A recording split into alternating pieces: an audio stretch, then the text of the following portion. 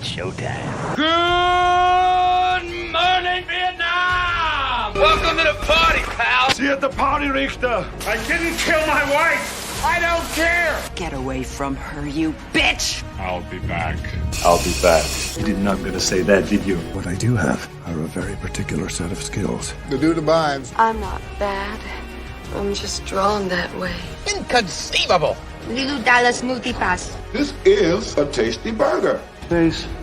Want to hear the most annoying sound in the world? Do or do not. There is no try. Dead or alive, you are coming with me. I'm the bad guy? And hold. Smash. I can speak with an English accent. Hit the hash pipe and join the National Guard. I could be elected president. You went over my helmet? What would you prefer? Yellow spandex? I know, right? The list is in the open! Hey, where are the white women at? They're digging in the wrong place. I'm gonna make him an offer he can't refuse. Are you not entertained? Second start of the ride. And straight on till morning. Meow. You son of a bitch. 21 gigawatts! Wax on, wax off. Oh my goodness, I am sporting a tremendous woody right now. Bartender is the aristocrat of the working class. You're gonna flip 6 3-hole play and you can score. Cover me. Dogs and cats living together, mass hysteria. On this team, we fight for that itch. It might be a tumor. It's not a tumor. No ticket. No ticket. I get older, they stay the same age. It's not what you know, it's what you can prove. I'm a dude playing a dude disguised as another dude. He's 15. I ate his liver with some fava beans and a nice Chianti. Hope is a good thing, maybe the best of things, and no good thing ever dies.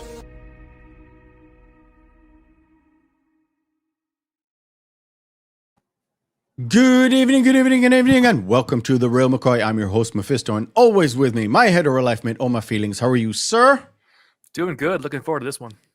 Oh, I've been looking forward to this one too. What is the Reel McCoy, you might ask? The Reel McCoy is your weekly movie podcast where we ask you to go watch a movie, you watch it, come back to us, and we break it down for you as Nick blows my ear holes with his echo. How did it come back? What did you do wrong? I don't know. Magic. All right. Yeah, it's okay. During the month of October, the spooky month, we focus on, horror films, as we do. But this month in particular, we went for a different kind of horror. We went for a body horror kind of month. So this week, today, we are talking about a new movie where we usually talk about the past, but this time it's a new movie-ish. The Substance. All my feelings, I think you mentioned the fact that you wanted me to watch it, and I already had it marked as I want to see it. I'm just waiting for it to come on like a streaming service. That's true, yeah. And we actually waited about a year to talk about this movie. Yeah.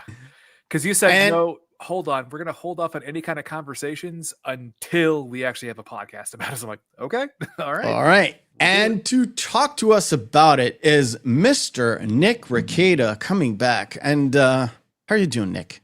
Good, man. Thank you for having me. I love this movie so much. So I'm really excited to talk about it with you guys. My mic arm is slowly drifting downwards. It's okay because my chair at some point will start to move down and down and down because evidently it doesn't want to stay up, just like in my marriage. Anyway, both of you are slowly on like slowly just moving. Yeah, slow moving. Yeah, exactly, slow moving elevator. And now flyers somewhere because so I haven't been in my office much lately, and I haven't used my microphone, and so I need to adjust the knobs on it, and they're like stuck. So I need a pair of pliers to do it. I actually do have the same shit, and I had to deal with it. I twisted a lot of stuff today before coming on. All right, cool. Not only did All My Feelings talk to me about this, is Mr. Nick Rekieta himself sent me a message during, I think about 3 months after the movie came out. And Nick, you told me you have to watch this movie. Have to. You have to watch this movie because I know you'll dig it. Now, I don't particularly like horror films in general. I knew this was a horror film, but after watching it, it's a lot less horror-y in the first 2/3, and then it becomes like full Cronenberg. Yeah, it's great. It reminds me so much of the movie Society. Yes.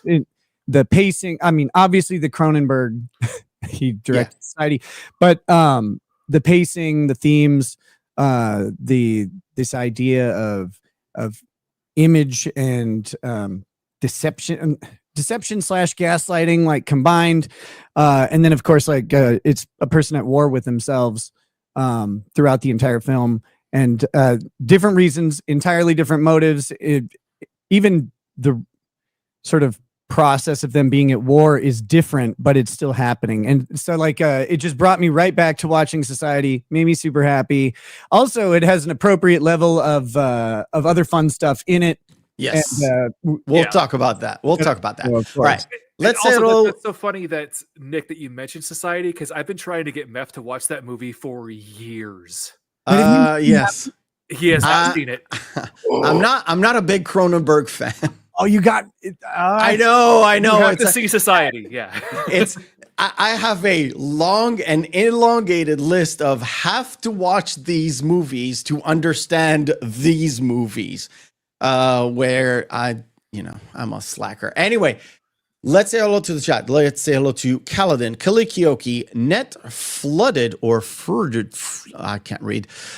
Griffin, I am the princess. Yes, you are. Who's James Mendoka? Thank you for joining us. You were waiting for that too. Ryland Pool? Ryland Pool, I guess.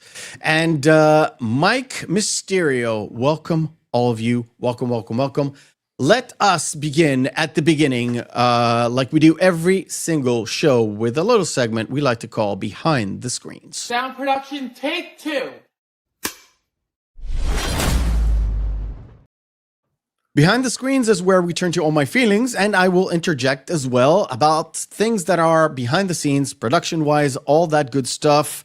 We have a long show to go through, so take it away, my guy. So really, this is what really catapulted this to being created in the first place was Fargeat's success with her film Revenge, which I know you haven't seen it, Matt, but have you seen Revenge, Nick? I don't believe so. I think you'd like it a lot if you like the tone of this. It's very, at the end, it does become a revenge film. It's very on the nose in that way. But I will say, also off of Fargeat's small segment that she made called Reality Plus. And Reality Plus was essentially just the precursor to this. Yeah, I've actually watched a few scenes. Some of them look like the substance, but it has a similar but a different concept where the people there just have implants in their head and they think they look much better than they are. Correct. Yeah. So initially, it was 146 pages, but only had 29 pages of actual dialogue. So everything else was set up by supposition and just any kind of editing takes and things like that. And the birthing scene initially was, it was supposed to be another 3 to 5 minutes longer. Yeah. I mean, the whole movie was supposed to be like the original final cut. Original was about 3.5 hours 3.5 long. hours, yeah. That was the full uncut version where you're like, I don't know how you could fit that much in there. I guess you go day by day during those months where she had her sequestered in the back hidden little room in the bathroom. But yeah. Anyway, go on. So with a lot of these things too, there are a lot of different adaptation changes. Sue was initially supposed to be blonde, and she was actually supposed to be a little bit more buxom. She was actually supposed to be reminiscent more of Marilyn Monroe. Yeah, sort of a, not truly Marilyn Monroe, but sort of a '80s blonde, big tits, kind of a type, bombshell kind of a thing. Yeah. Yeah. And so getting on there, where initially Fargeat didn't even consider Demi Moore, as she just was like, there's absolutely no way Demi Moore would even consider taking this role. There's no way. And then when Demi Moore read the script, she was intrigued, but she thought of two things. She's like, this is either going to be start of a cultural shift where people are going to have a conversation about that, or this movie's going to be a fucking disaster. Direct quote. Yeah.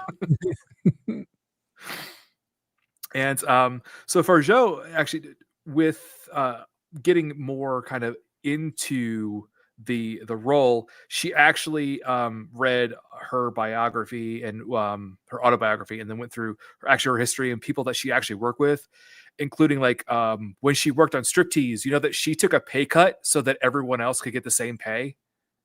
Yeah, after she literally campaigned for like even salary for everyone else, so she demanded 20 million. She got 20 million, and then she took that pay cut. Yeah. But she got the whole point was to get the headline. Yeah. So Nick, what'd you say? I was saying that's pretty cool. I mean, it was really sad because she needed more money. She couldn't afford any clothes. Yeah. Fair. Sorry, I can't drink anymore, so you get dad jokes. That's no, you're fine. You're good. Have some coffee. Oh no, you're not. You don't like coffee. No, I've got a yeah. This weird thing. Orange mango sparkling water. Ooh. There you go. So with like whiskey, except no.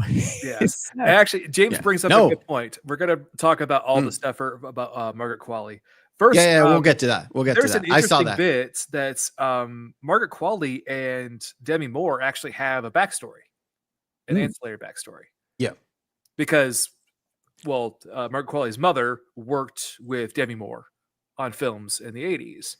And also, Margaret Qualley was friends with Demi Moore's kids. Yeah. So they were a weird kind of relationship there.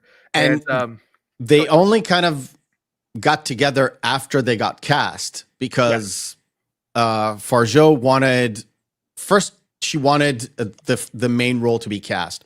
Then she went to cast the Sue role, and then it just kind of happened to be that way. And when they met, it was like, oh, it's you? Yeah, it's you. And they were off to the races.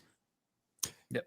All I gotta say real quick about Margaret Qualley is she looks absolutely stunning throughout this entire movie. She is there's a reason why. I'll do the reason, because it's fucking hilarious. Okay. So she was at the time, this was like early 2022 when everything kind of got started.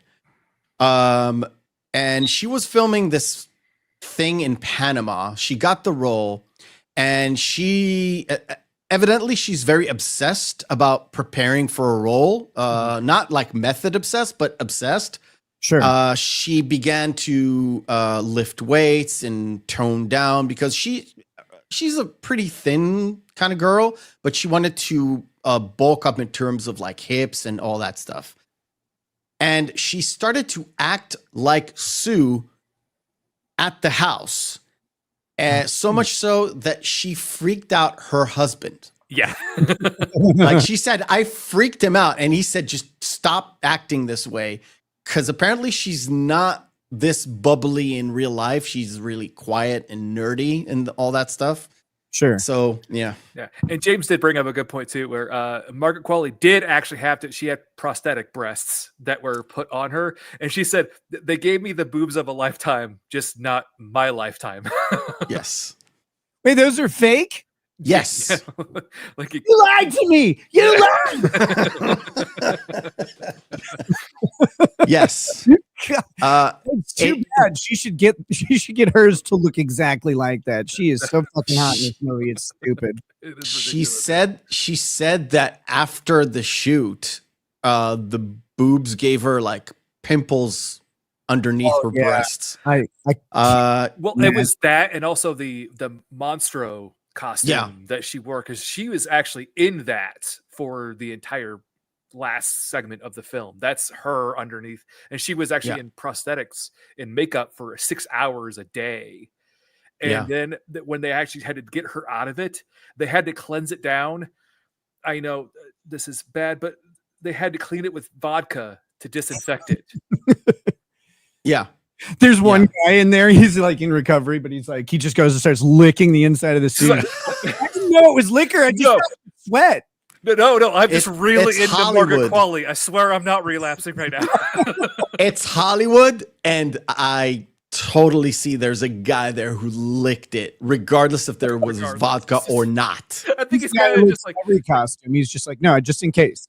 Just like, in well, case. this is actually just because it's vodka. This is kind of a bonus for what I'm doing right now. I guess.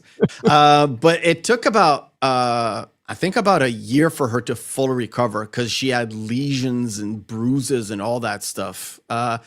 Funny enough, Demi Moore had no bruising at all from her costume, which also took about 6 years to put on and then about 2 hours to take off. Yeah, it's ridiculous. But one thing she did, though, is Demi Moore, she got shingles during the shoot.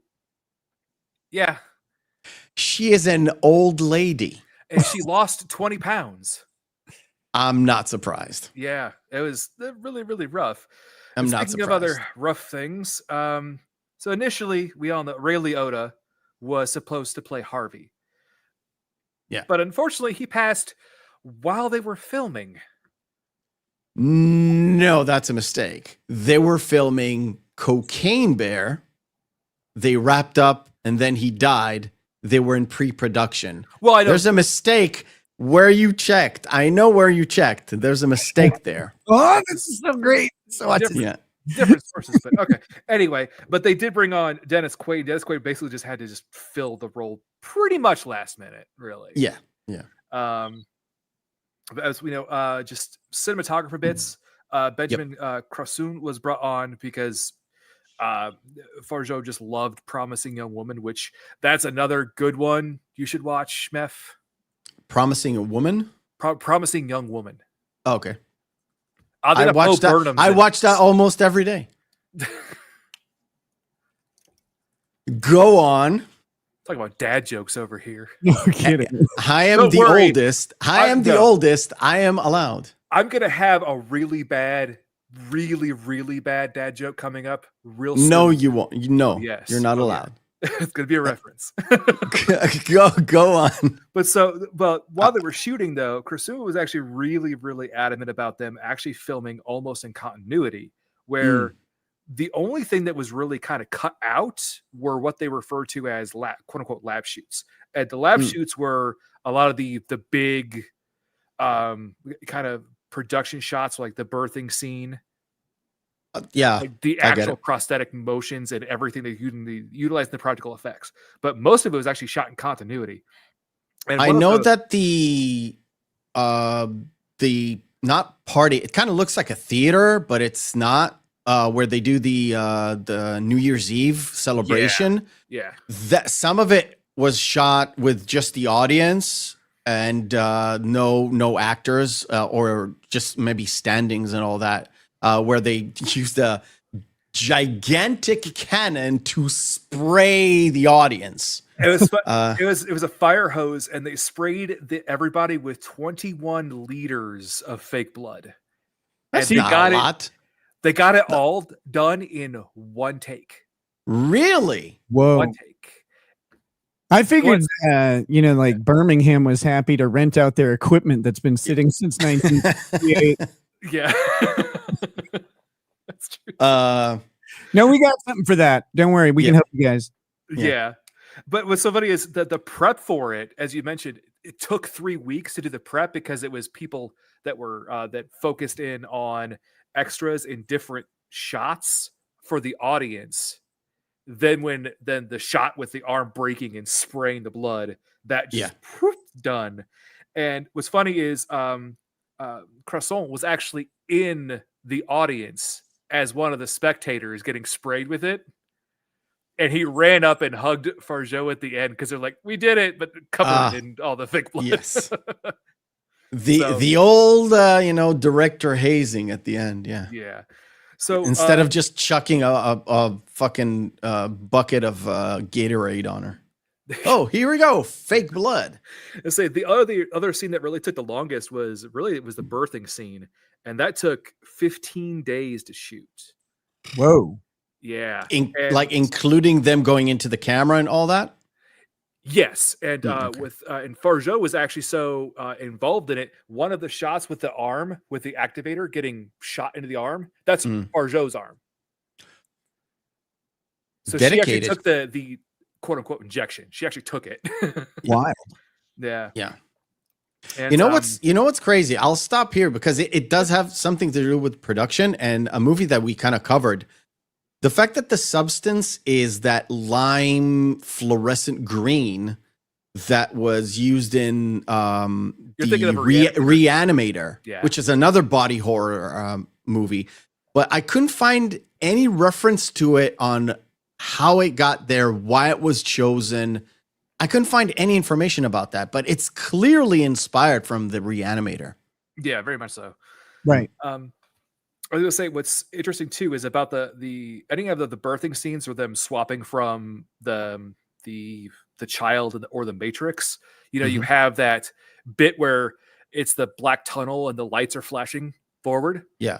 So what Krasun did is he took 2 tires and put them in a black room and put LED lights on them, so they rolled back and forth. So you see how they spin.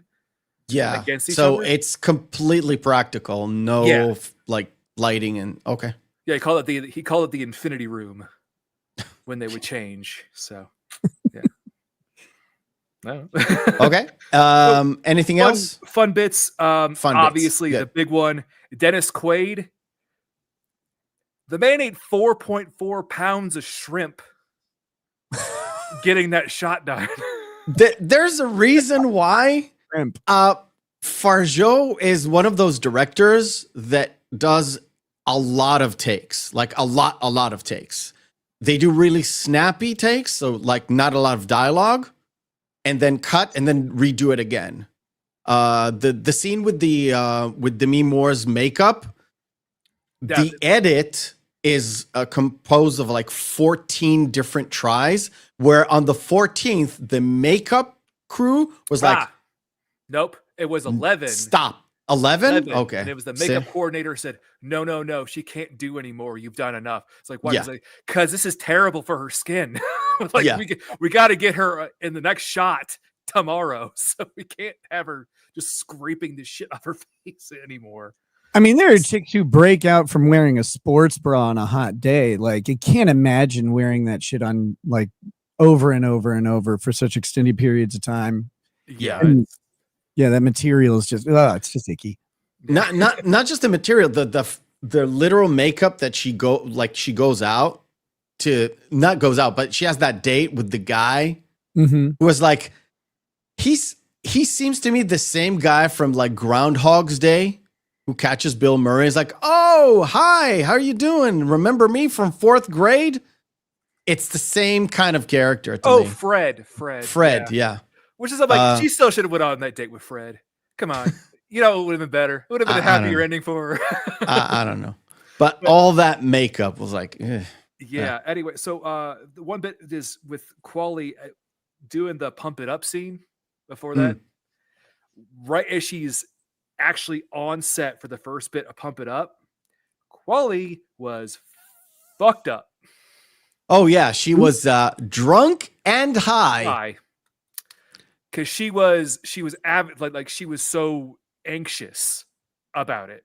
Like she was I know. Oh no, it was a terrible decision. It's a bad idea. But like before, when she was doing just rehearsals in front of people, she broke out crying and fled like the rehearsal scene. So Fargeat let her just rehearse by herself. She got more confidence, but the morning of, she got real fucked up. And she is a dancer by like before she was an actress. She was a dancer. So sometimes you get the jitters. All right. Anything else? Some stuff about some scenes, but we'll talk about them when we get to them. Okay, cool. 2 things I'll have to interject. The shrimp thing. Demi Moore said that was the most violent scene in the entire film because she hates people messing with food. She really hates it. And the blob at the end with Demi's face. The whole point that Fargeat wanted absolutely no CGI. So what they did was they took like a real blob with motors underneath. I'll bring it up in a second. Yep, no worries.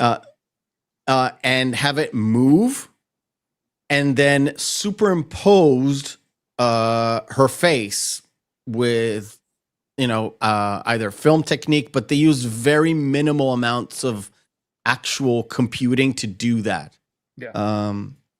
Where I thought it was like the only shot that looked CGI, and it technically was, but it really wasn't. Yeah. Yeah. Man, I just, in general, like, that was one of the refreshing things about this. There's something. You said she was a dancer, so she was a dancer. Yes. That yeah, those are practical effects, so to speak. Correct. I just want to point out, like, how much I miss them. Like, there's quality to them that just, it cannot be matched, no matter how good CGI has gotten. I mean, eventually, I guess, we'll cross the uncanny valley. Even you won't even need an actor anymore, I guess. But for now, still practical effects. They look great. They've always looked great, and they always hold up so much better than any CGI. No matter how good it looks now, anything we produce now is going to look really kind of terrible in about 5 or 10 years.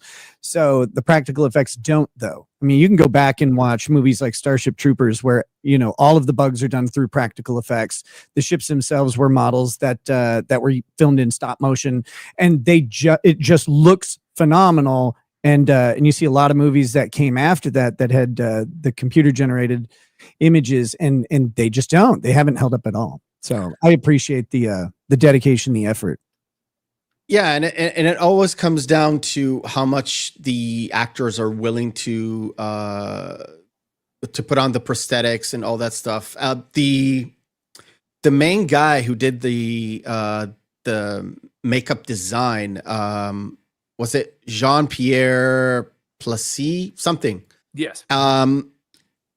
It took him about 3 weeks to figure out how to put on, first of all, how to design or how to put on the gnarly finger that Demi had that would look seamless as if it was growing into this hideous finger.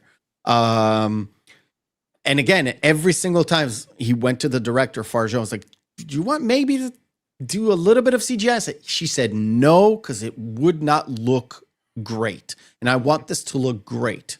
What's really funny is just as a small aside, during Revenge, if you watch Revenge and the footage, the information about Revenge, on some of the practical effects used in that, do you know who she wanted for Revenge, Meth? No. Come on, the man, the myth himself. Mr. Tom Savini. Tom Savini? Yeah. Wow, okay. Yeah. Not Rob Bottin. I think after we talked last week about Rob Bottin, this looks right up his alley. Oh, very much so. It looks really like we covered The Thing. We talked about The Thing, and all the body morphing and all the prosthetics and everything that they used there. Really, you can see the inspiration going into this movie. All right. Okay, cool. One last note before we start. Obviously, the substance voice, Jan Bean, is really, really one of the biggest selling points in this, because it is such a powerful capper of every single bit of the film. But initially, Fargeat was going to do the voice. Oh, doesn't she have like a squeaky, mousy voice? A little bit, yeah. Which she's a small French woman. You were thinking that, but no, they discovered Jan Bean and they're like, yeah, we're gonna use your voice. And it was also Is he the same guy on the phone as well? Yes. Okay. Yeah. I got it. All right. Cool.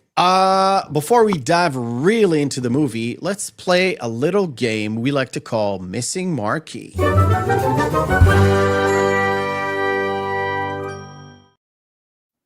Missing Marquee is where we take 10 posters of movies, have their text written off. We display them, and Nick here will have to guess which movie this is. Yeah, let's bring it up. Let's go. Oh gosh, I recognize this stupid one. Because that is it Dolph Lundgren? No. Oh, Viggo no, it's. I know. I can't think of this guy's name, but I know him as well. Viggo Mortensen. Oh, Viggo Mortensen. Yep. What was this? The Road? Not The Road. It is History of Violence. I always wanted to watch that movie and never did, and it's a stupid reason that I didn't. That's anger management. The reason I didn't watch it is so dumb. My buddy goes, yeah, you know how it's called A History of Violence? That's because there's nothing in the movie that's violent. It's so boring, and so I didn't watch it. It has a little bit of violence in it. Apollo 13. Apollo 13 is correct. Oh my gosh, that's I know this stupid movie. Is that Battery? Not Batteries Not Included. Batteries not included is correct. Fargo. That's from Fargo.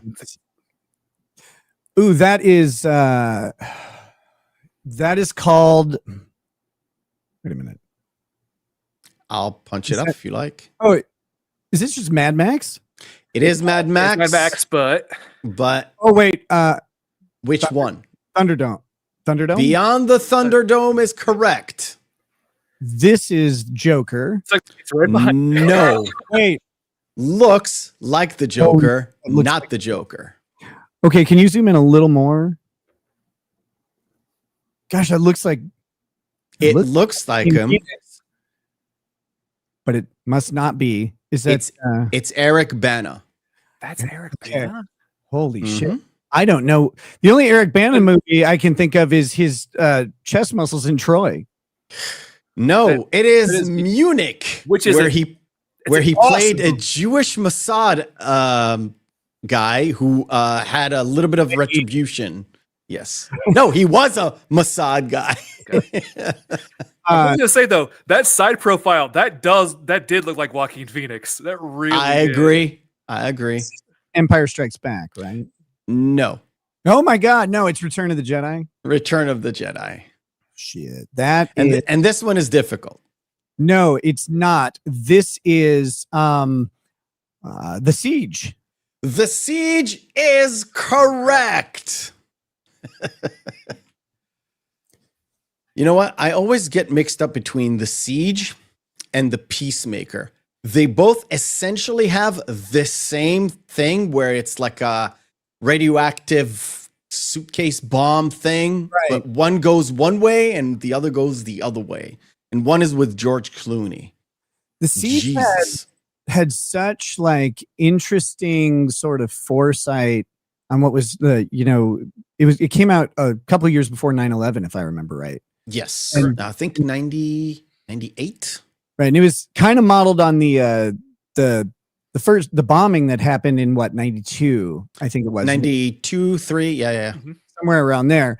And but the response that they captured, that they predicted, the response that came through, the way people called immediately for jingoistic military intervention, in the city in the interest of protecting things.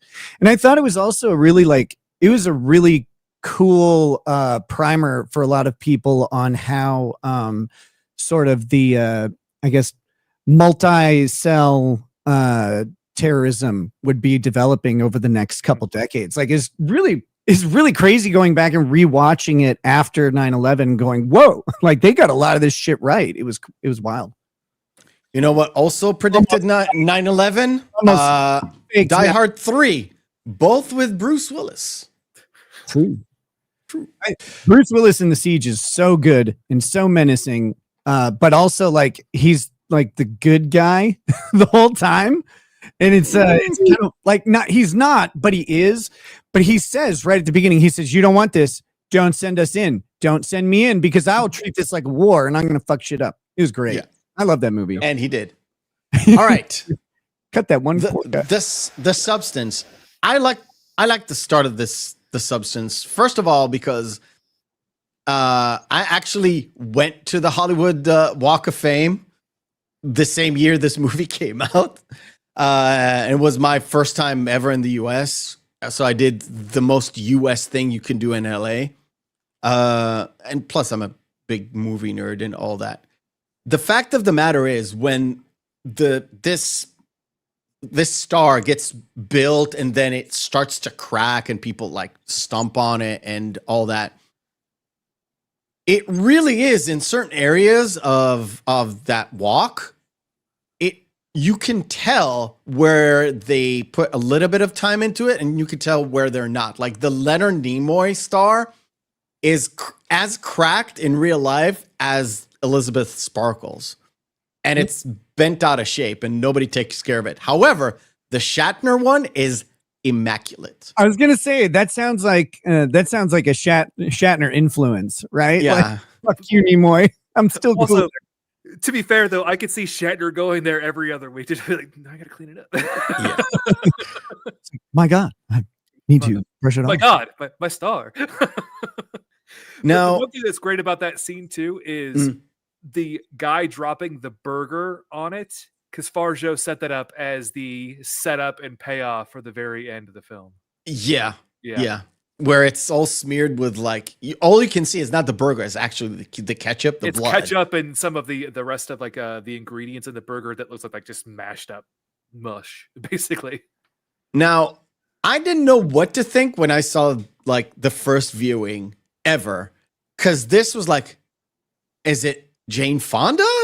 That's exactly what she was going for. We're doing a movie about Jane Fonda, and as soon as the taping is done, she goes out and everybody kind of treats her with happy birthday and all that stuff. And again, she goes through this, I don't know what you call it, a time tunnel where it starts off with her. This is St. Elmo's fire era. And it gradually goes into there's a moment where you see her from Ghost and her from not G.I. Jane, but her from Striptease, and goes worse and worse and older, just to show you the passage of time as she goes through the tunnel. And again, the whole point is Fargeat wrote this when she was 40 going into 50, and literally saying she was about to say I was hitting the wall, but she did not say that exact sentence. But all I heard from... Well, I would say she said it without saying it, essentially, without outright just being like, hey, I'm getting old and I can't get a job anymore. The industry. Yeah, and the whole point is she was one of the runner-ups to be the director for Black Widow. Yep. And the only reason she passed was the fact that she didn't have creative control for the final cut because it's the MCU. Because she wanted to make this feminist statement, blah, blah, blah, blah, blah. But apparently MCU people didn't like it. So she wasn't in, she left, and then she just wrote this script on a whim, like a spec script. And some producer that actually did like The Revenge, which didn't do so well at the box office, but critics really liked it. Yeah. Really liked the movie and approached her and said, we can develop this together.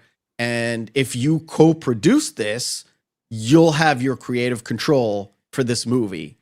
And then it went on from there. But it took about 3-4 years until it actually went into production.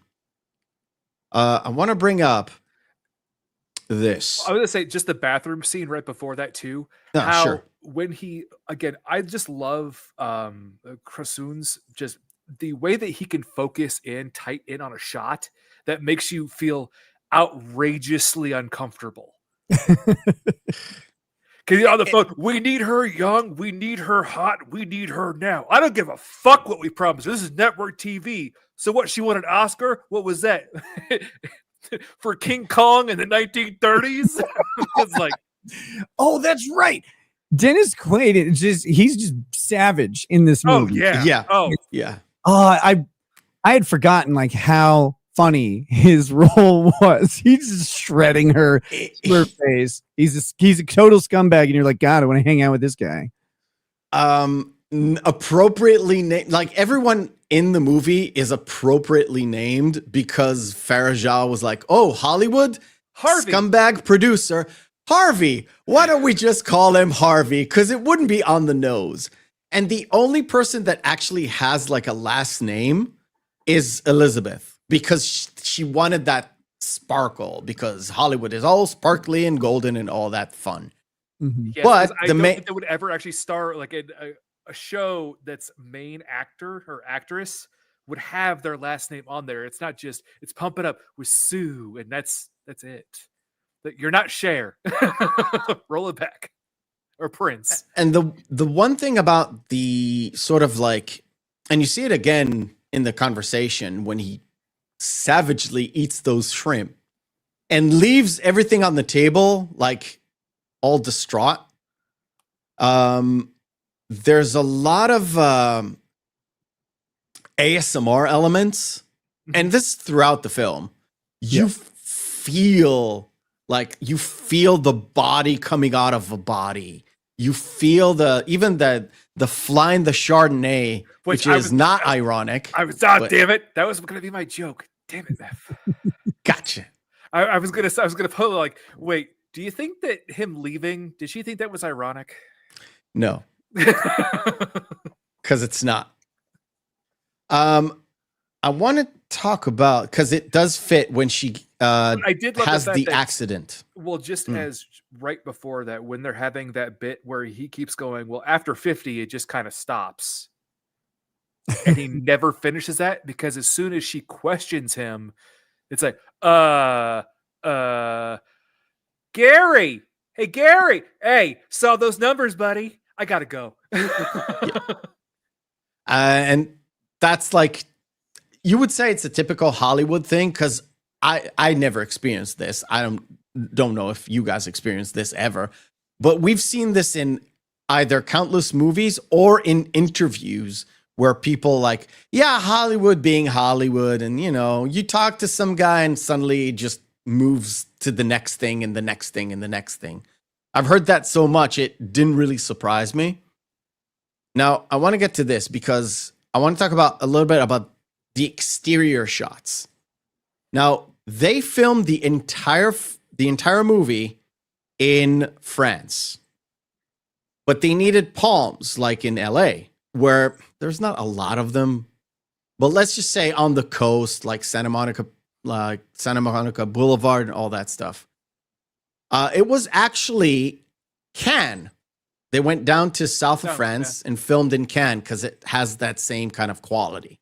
So every exterior shot is Cannes, and most of the other shots are essentially on a sound stage. So Elizabeth is not having a bad day.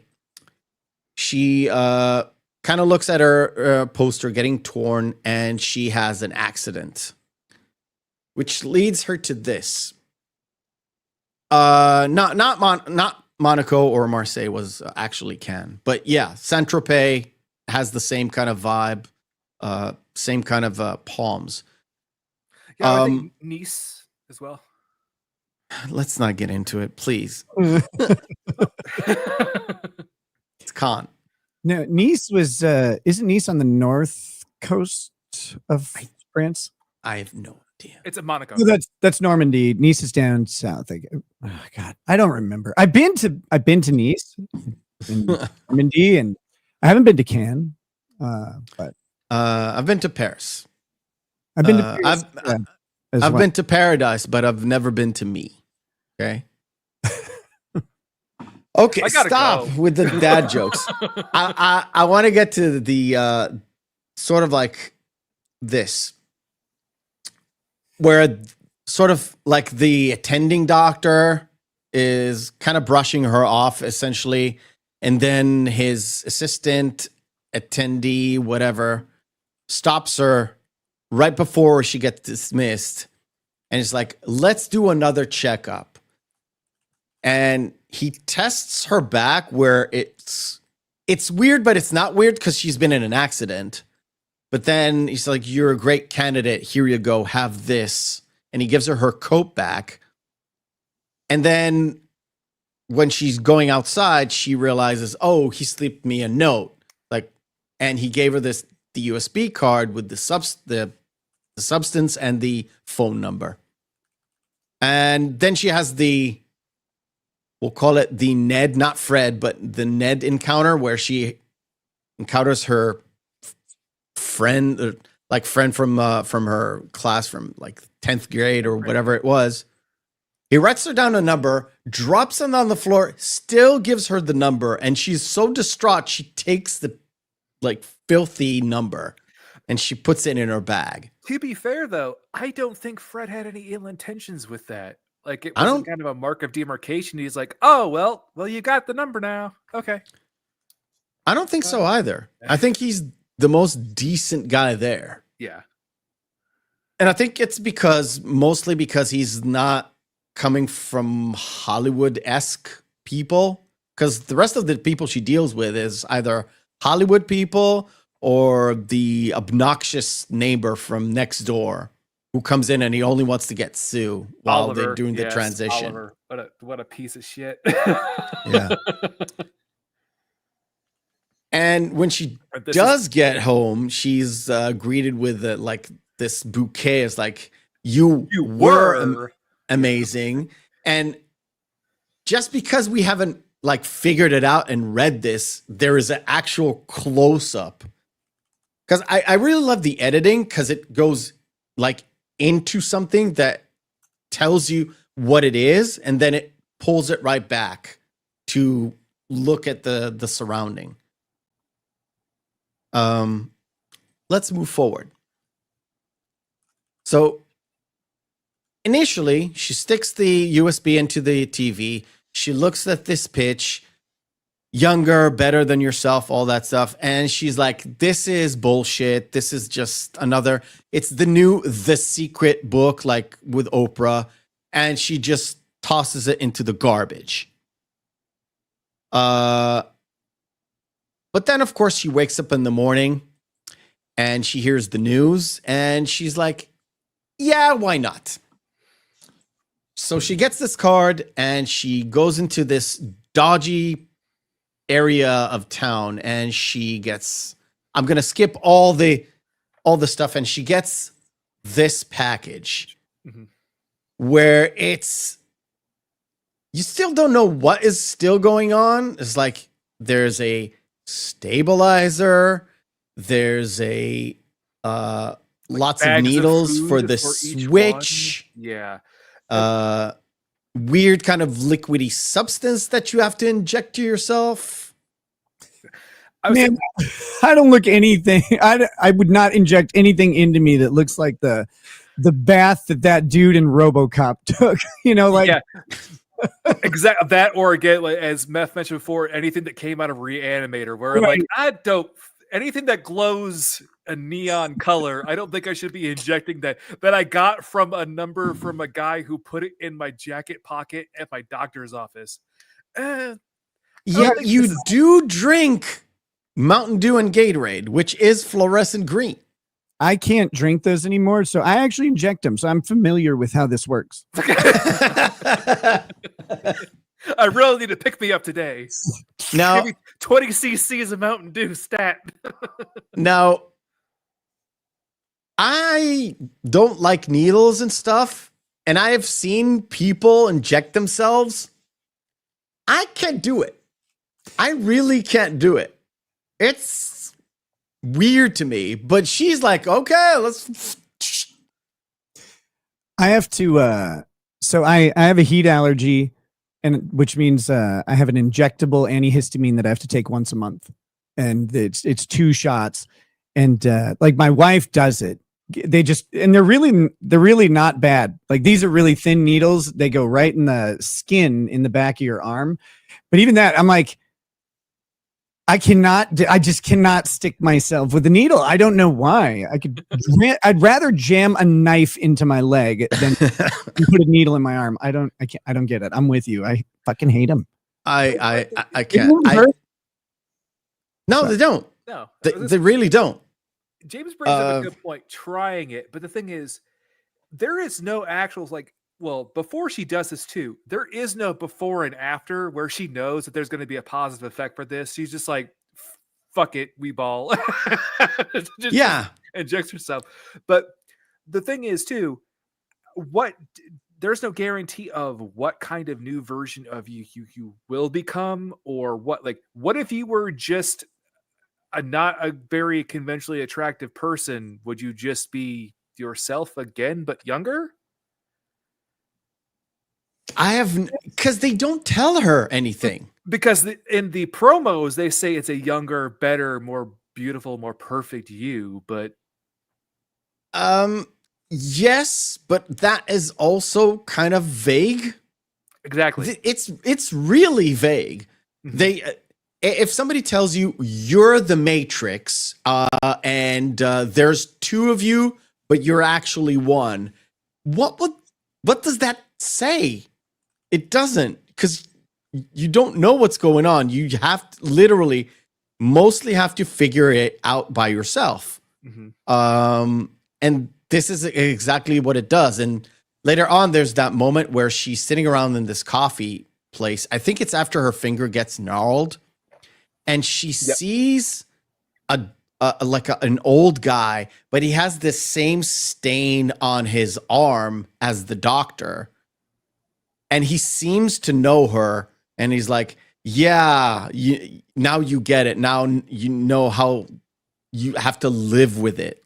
Well, and they take more time from you, and you have to realize that you are still a person. You still matter, which is why I think Fargeat made a really good point in writing the script this way, because that's unilateral. It doesn't matter what sex you are, because I think of pretty much, unless you are a very truly altruistic person, if there is some side of you that could be selfish, they're going to abuse the hell out of this.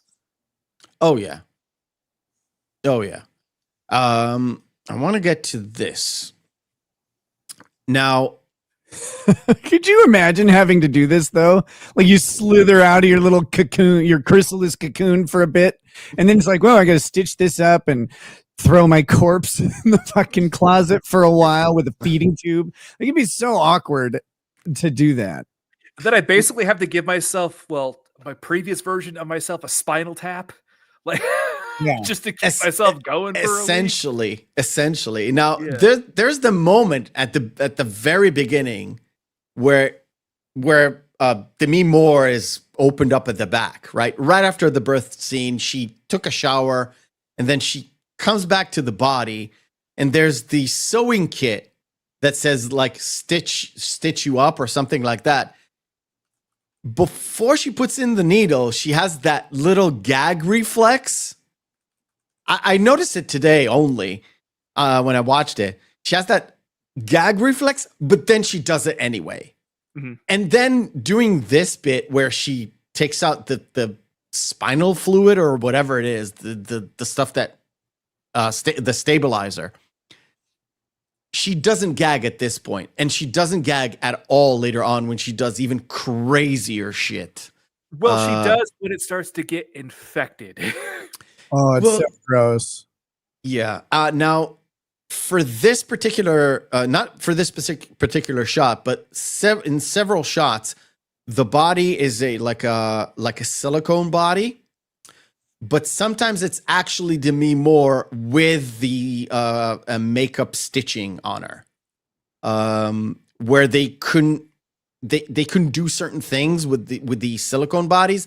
They had to have her be there with the stitching makeup. So sometimes it's her, sometimes it's not, and it's really hard to tell because the lighting there is so oppressive. It's like a really white room, so it's a lot of light, so you can't really tell what's going on.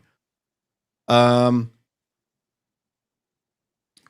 then, of course, there's a casting call. Because one of the things that pushed Elizabeth over the edge is the fact that her job is being cast, right? Yeah. She sees the thing in the paper, and then she goes back to the trash can, picks up the USB. It's like, fuck it, we'll do it. As an aside, I love the fact that during that time when she sees that ad in the paper, she has a maid. That maid is never seen again. Yes. Because otherwise, this whole plan falls apart immediately. Yes. Immediately. So, of course, Elizabeth goes into the casting call. As soon as she pops in, before anything else, the two casting guys is like, yes, now go to Harvey. Well, the thing was, too, they already had that really line of demarcation for the girl beforehand. Who's like, it's too bad her boobs are not where her nose is. Yeah. It's like, Jesus. Of course, I want to get to the point, and this is like the Margaret Qualley special. It's the biting of the lips thing that she does. Sue, yeah. I don't know exactly where it is. Oh, something that is very Hollywood. Harvey's in his office with Sue, right? And he has his assistant. The assistant, Isabella. Who has time for that? You're Cindy. Yes. Now on, you're called Cindy. That is something I've seen in movies time and time again when it comes to like Hollywood producers. They're like, or like an actor. What's your name? I don't care. You're Sydney or Sydney or whatever. Cindy, yeah. The fact of the matter is, after she gets cast, again, to me, this is the most 80s getup you can get, right? As she's walking through like Santa Monica Boulevard, essentially, and everybody's looking because she's the new hot stuff. But then it comes to, we have to, switch back. Oh, and by the way, that's the weirdest part. She goes into Harvey, she gets the job, and suddenly she remembers, oh, wait, every 7 days, I can't be here. I can't work for another 7 days, right? Just a minute. I can't work for 7 days. And Harvey has that face as in, I'm about to explode. I don't care. Sick mother, sick brother, sick dog, whatever will make it work. And that is like, he flips it on it because you would expect that. You would expect this guy to really go at her. It's like, no, we need you now. We need you today. All that stuff. That's been taken care of, Nick. Don't worry about it. Yeah, believe me, I'm not. I know. And of course, she does make it happen or make it work with the fact that she has to be gone for 7 days. Now, when they do switch, Elizabeth comes in and, oh, by the way, you're fired. Here's all your stuff. And, oh, here's a book that my wife really likes. It's something we all chipped in to get you something, as if it's this great gift. It's a French cookbook. It's like, you asshole. And he always said, where have you been? We were trying to we wanted to get together to have drinks one last time to say goodbye, but it's always great to see you. Yeah. Yeah. Really great to see you. And on the switch back, because it doesn't stay for very long on Elizabeth, it goes back to Sue. And Sue is like, what am I going to do with this body? Essentially, maybe because of the maid, or maybe because she wanted her away to, get some guys into the apartment. You can't have essentially a dead body running around. Maybe you can't. Yeah, well, I can't. my wife would kill me. You got the wrong body then. No, I just want to point out, like, just a side note.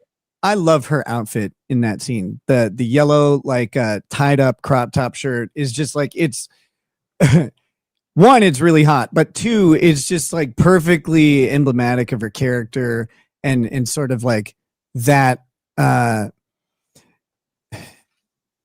It's the difference in attractiveness of like the young versus the mature. Like Demi Moore is still gorgeous in this movie. Yes. She really is.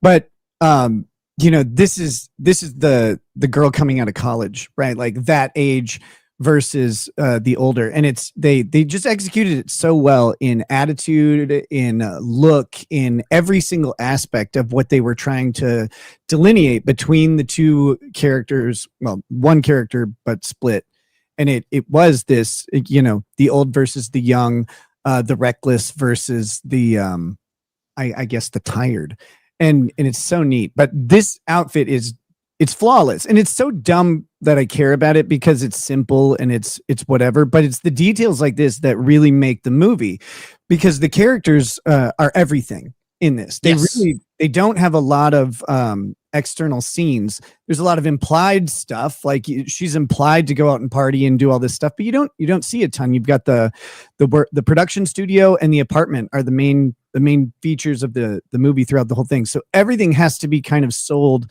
in every drop of, I guess, every drop of available resources that they have to give you this story. And I just like the attention to detail, and whoever did like the costume design is really brilliant. And Nick, I'm glad you mentioned that, because that was the costume designer's intent.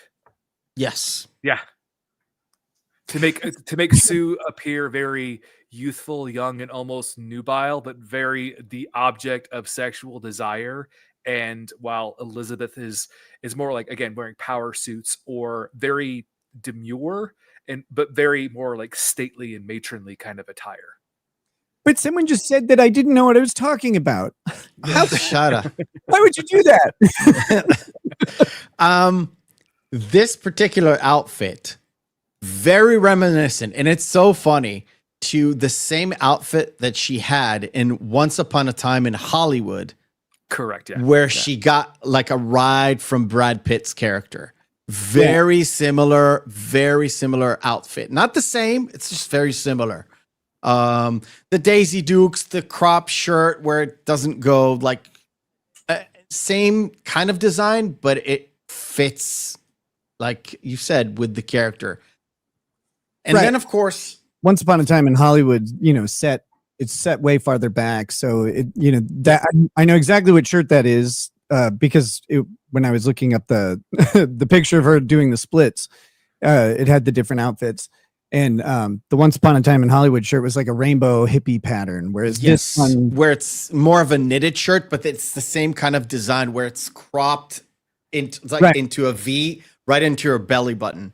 And with the same Daisy Dukes. Right. And I love that she has a lot of solid colors in this, in her costumes. You don't have a lot of patterns. You don't have anything really dynamic. And it's kind of interesting because that is indicative of the person inside selling the beauty rather than the costume on top.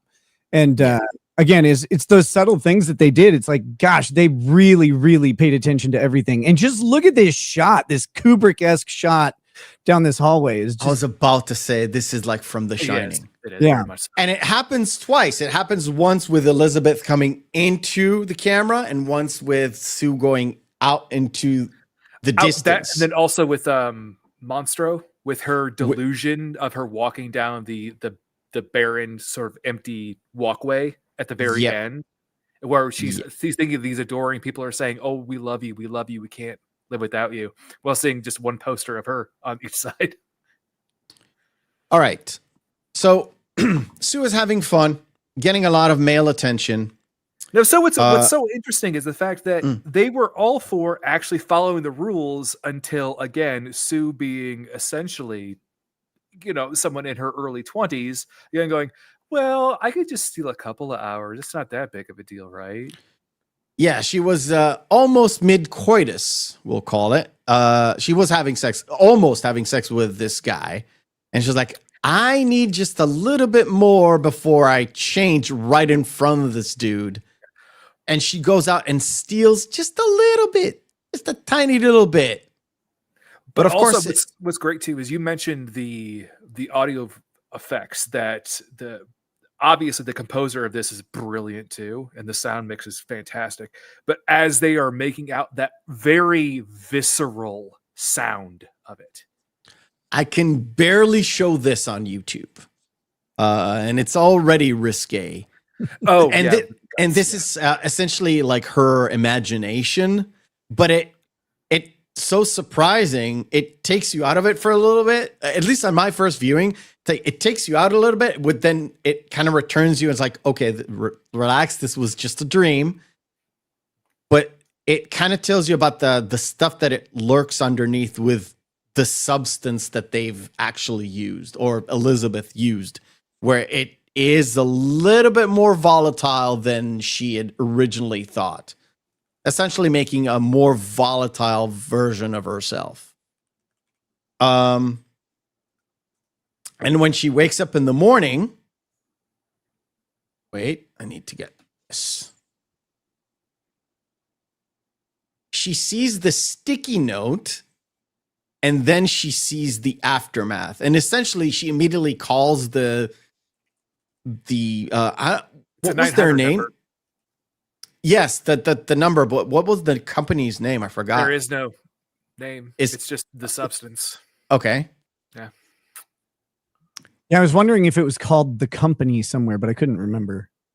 It has like 2 yellow D's. So I thought looks like 2 play buttons back to back. Kind of.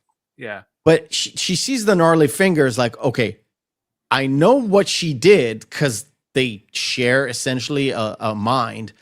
And then she calls the place and they tell her, no, there's a balance to be had. If you take from one side, the other one is reduced and you can't get it back. So if you upset the regular balance, one side or the other gets screwed forever. You can't take it back. Remember, you are one. Yeah. That's, yeah. and I love the first time too, when she does swap back, it's that immediate crashing of the two. And she just basically Sue just falls over.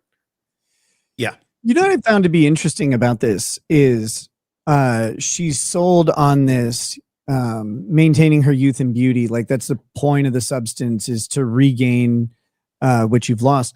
But it has an amnesia effect. She's not aware of what the other one actually does. Between the two of them, they don't have it doesn't carry over. So it's such an interesting concept because it expresses the superficiality of it at all. Demi Moore isn't even getting to experience life in this other state. She's just it's such a creative way to eliminate everything except the image. The image is the only thing that matters to Demi Moore's character when she makes the choice to engage the substance. And like for me, it's like, well, who cares about refreshing youth and beauty if you don't get to experience anything from it? Like, what's the purpose? And it's just pure vanity and fear of aging that seems to happen. It's weird. I mean, great. It sort of have that dissociative kind of element to it where, like I said, they do share a mind, but they don't share the memories. So in fact, like you said, she doesn't get to experience that, but she does get the backlash from it. She doesn't have the hangover like Sue does, but she wakes up in the morning and she gets to have a strange man in her house, or the strange neighbor knocking at her door looking for Sue. And then of course it flips back around where Elizabeth, or Demi Moore's character, doesn't give a fuck anymore. So she keeps stuffing her face with food, being annoyed, being that that neighbor, don't step on my lawn kind of ideal. Well, and essentially, Sue is having those. Yeah, right? That's the whole thing. It's like, you stupid youngster. Don't you know? What she became a voyeur in the worst, most pernicious way possible, because essentially what she's doing is, again, the first week that she was taken off, so the first week of Sue, then it was back to Elizabeth, she just starts watching TV. She's wasting her life away, and she even goes to the bathroom dejected as she sees that there's 2 more days of food left. There's 2 more days before Sue is awakened again. So from there on, she's basically living her life vicariously through this version of herself that she can't. Again, she has no cognitive memory of what is actually occurring in any way, shape, or form. She can only just see what's on the TV. And we are. Boom. Sorry. Bye. Yeah. All right. I have a magical effect. It's the gravity. That's just one. I was prepared for like 50, but it's all good. There was well, I'll tell you something backstage. We'll talk about it after. Something from the past that has nothing to do with you, but sort of the same angle. I'll tell you in a bit. Anyway, so Elizabeth decides, wait a minute, why don't I have a life too? She finds the number of Fred. She's like, you know what? Let's give this guy a call. And when she does, he is like surprised that she's like, I thought you were very busy and all that stuff. And she doesn't say that she's fired or anything, but she does say, yeah, why don't we just meet for drinks and all that? And she has this process going on. First, she puts on the dress and she looks in the mirror and she's pleased enough, but then she backtracks. And then she puts on a little bit of makeup and then she backtracks, not even go. And at a certain point, she looks in the mirror. She feels, I'm guessing she feels herself a little bit older. She puts on the scarf to hide the old lady's crow's nest that is going on in her neck. And eventually she gets so annoyed, she slathers like a clown's worth of makeup on her face and kicks it off and just sits in the dark, not going into the date because she just can't handle anything. This was gone as a juggalo. Or just gone. Well, what interesting about the whole Fred scene is the fact that when she calls Fred, she is already so just down on who she is as a person. Her self-esteem can't be any lower. So when Fred has the pause, she immediately assumes that Fred is rejecting her. Like, yeah. Are you still there? Are you still there? Like, no, I'm just surprised you even called me. Like, what? You actually want to go out for yeah, of course. Yep. And this shot where, like I said, it gets a little bit role reversal at this point where Elizabeth is really not taking care of herself. And the only person who kind of notices it is Sue, where she imagines there's something in her ass. And when she pulls it out, it's like this chicken drumstick. She pulls it out through her belly button because it's essentially it's the nightmare of the binge eating that Elizabeth is partaking in. Yes. And nobody seems to know what the hell is going on, but she yells and screams and everybody thinks, oh, that's a young actress. That's fine. Because everybody there just takes it, right? Where is it? Give me my dressing up. Where is it? It's in your room. Well, go get it. One other thing I like about this is it's tempting when you're telling a story like this, or making a movie or using this metaphor to focus solely on like the lack of the sort of overconsumption of desire from the the old and the young, like in their own ways. But it's not just them doing it. She's not the sole cause of her demise. She's made promises by, the producer that she'll be able to follow this every other week schedule. But then, of course, that they demand more and more time as things go on. It's not just a character self-destructing. It's everyone taking advantage of the character and the character trying to keep up, as well as indulging. And it's Again, it's really tempting to tell these stories as if it's a fable and bring it down to just, no, this is just the folly of the protagonist of the story. But it's not. It's, there's all of these antagonists who are equally contributory to the demise of the character. And I think that was a really well done thing to avoid that temptation by the director. No, I wholeheartedly agree. I think Fargeat did an excellent job in the screenplay of essentially telling a story of just mass exploitation on every single level.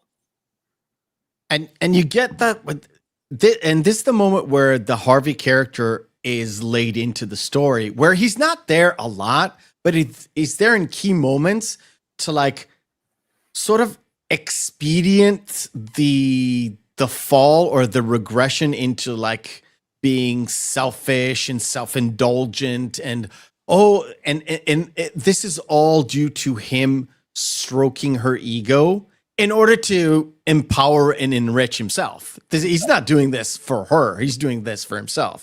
What I think is fantastic too is just the setup to this scene, because as Sue goes into the production studio, the guy's just wrapping up cable going, oh, well, we're cut for the day.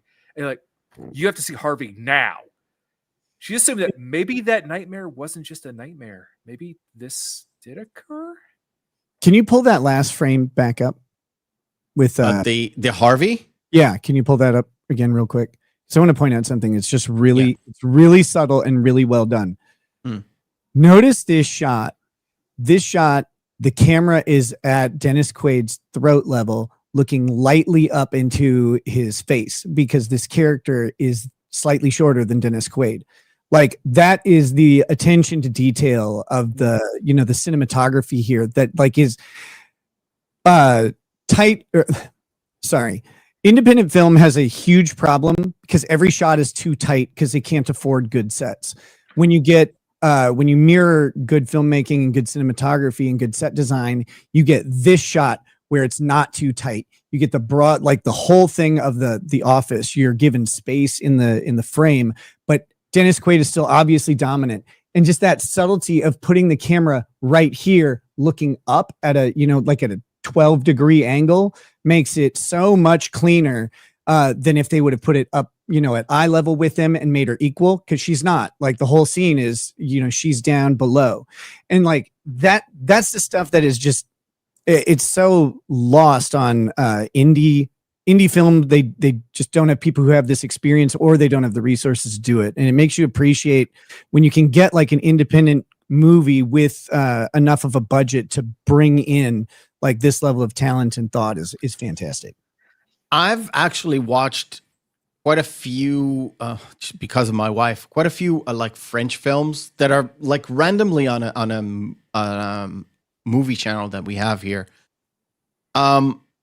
It's a lot of the French cinematographers that do it, which is essentially, it's more of a classic way of filmmaking.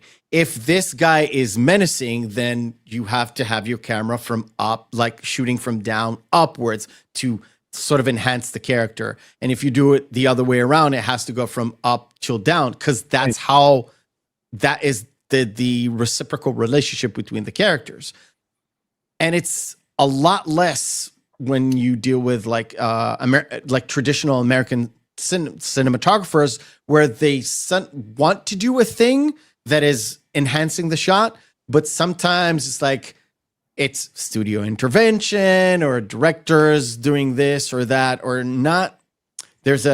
Sometimes there's a communication between the two, and sometimes there's a miscommunication somewhere because somebody wants to put their finger on the movie and say, I did that. And it just doesn't come out the same.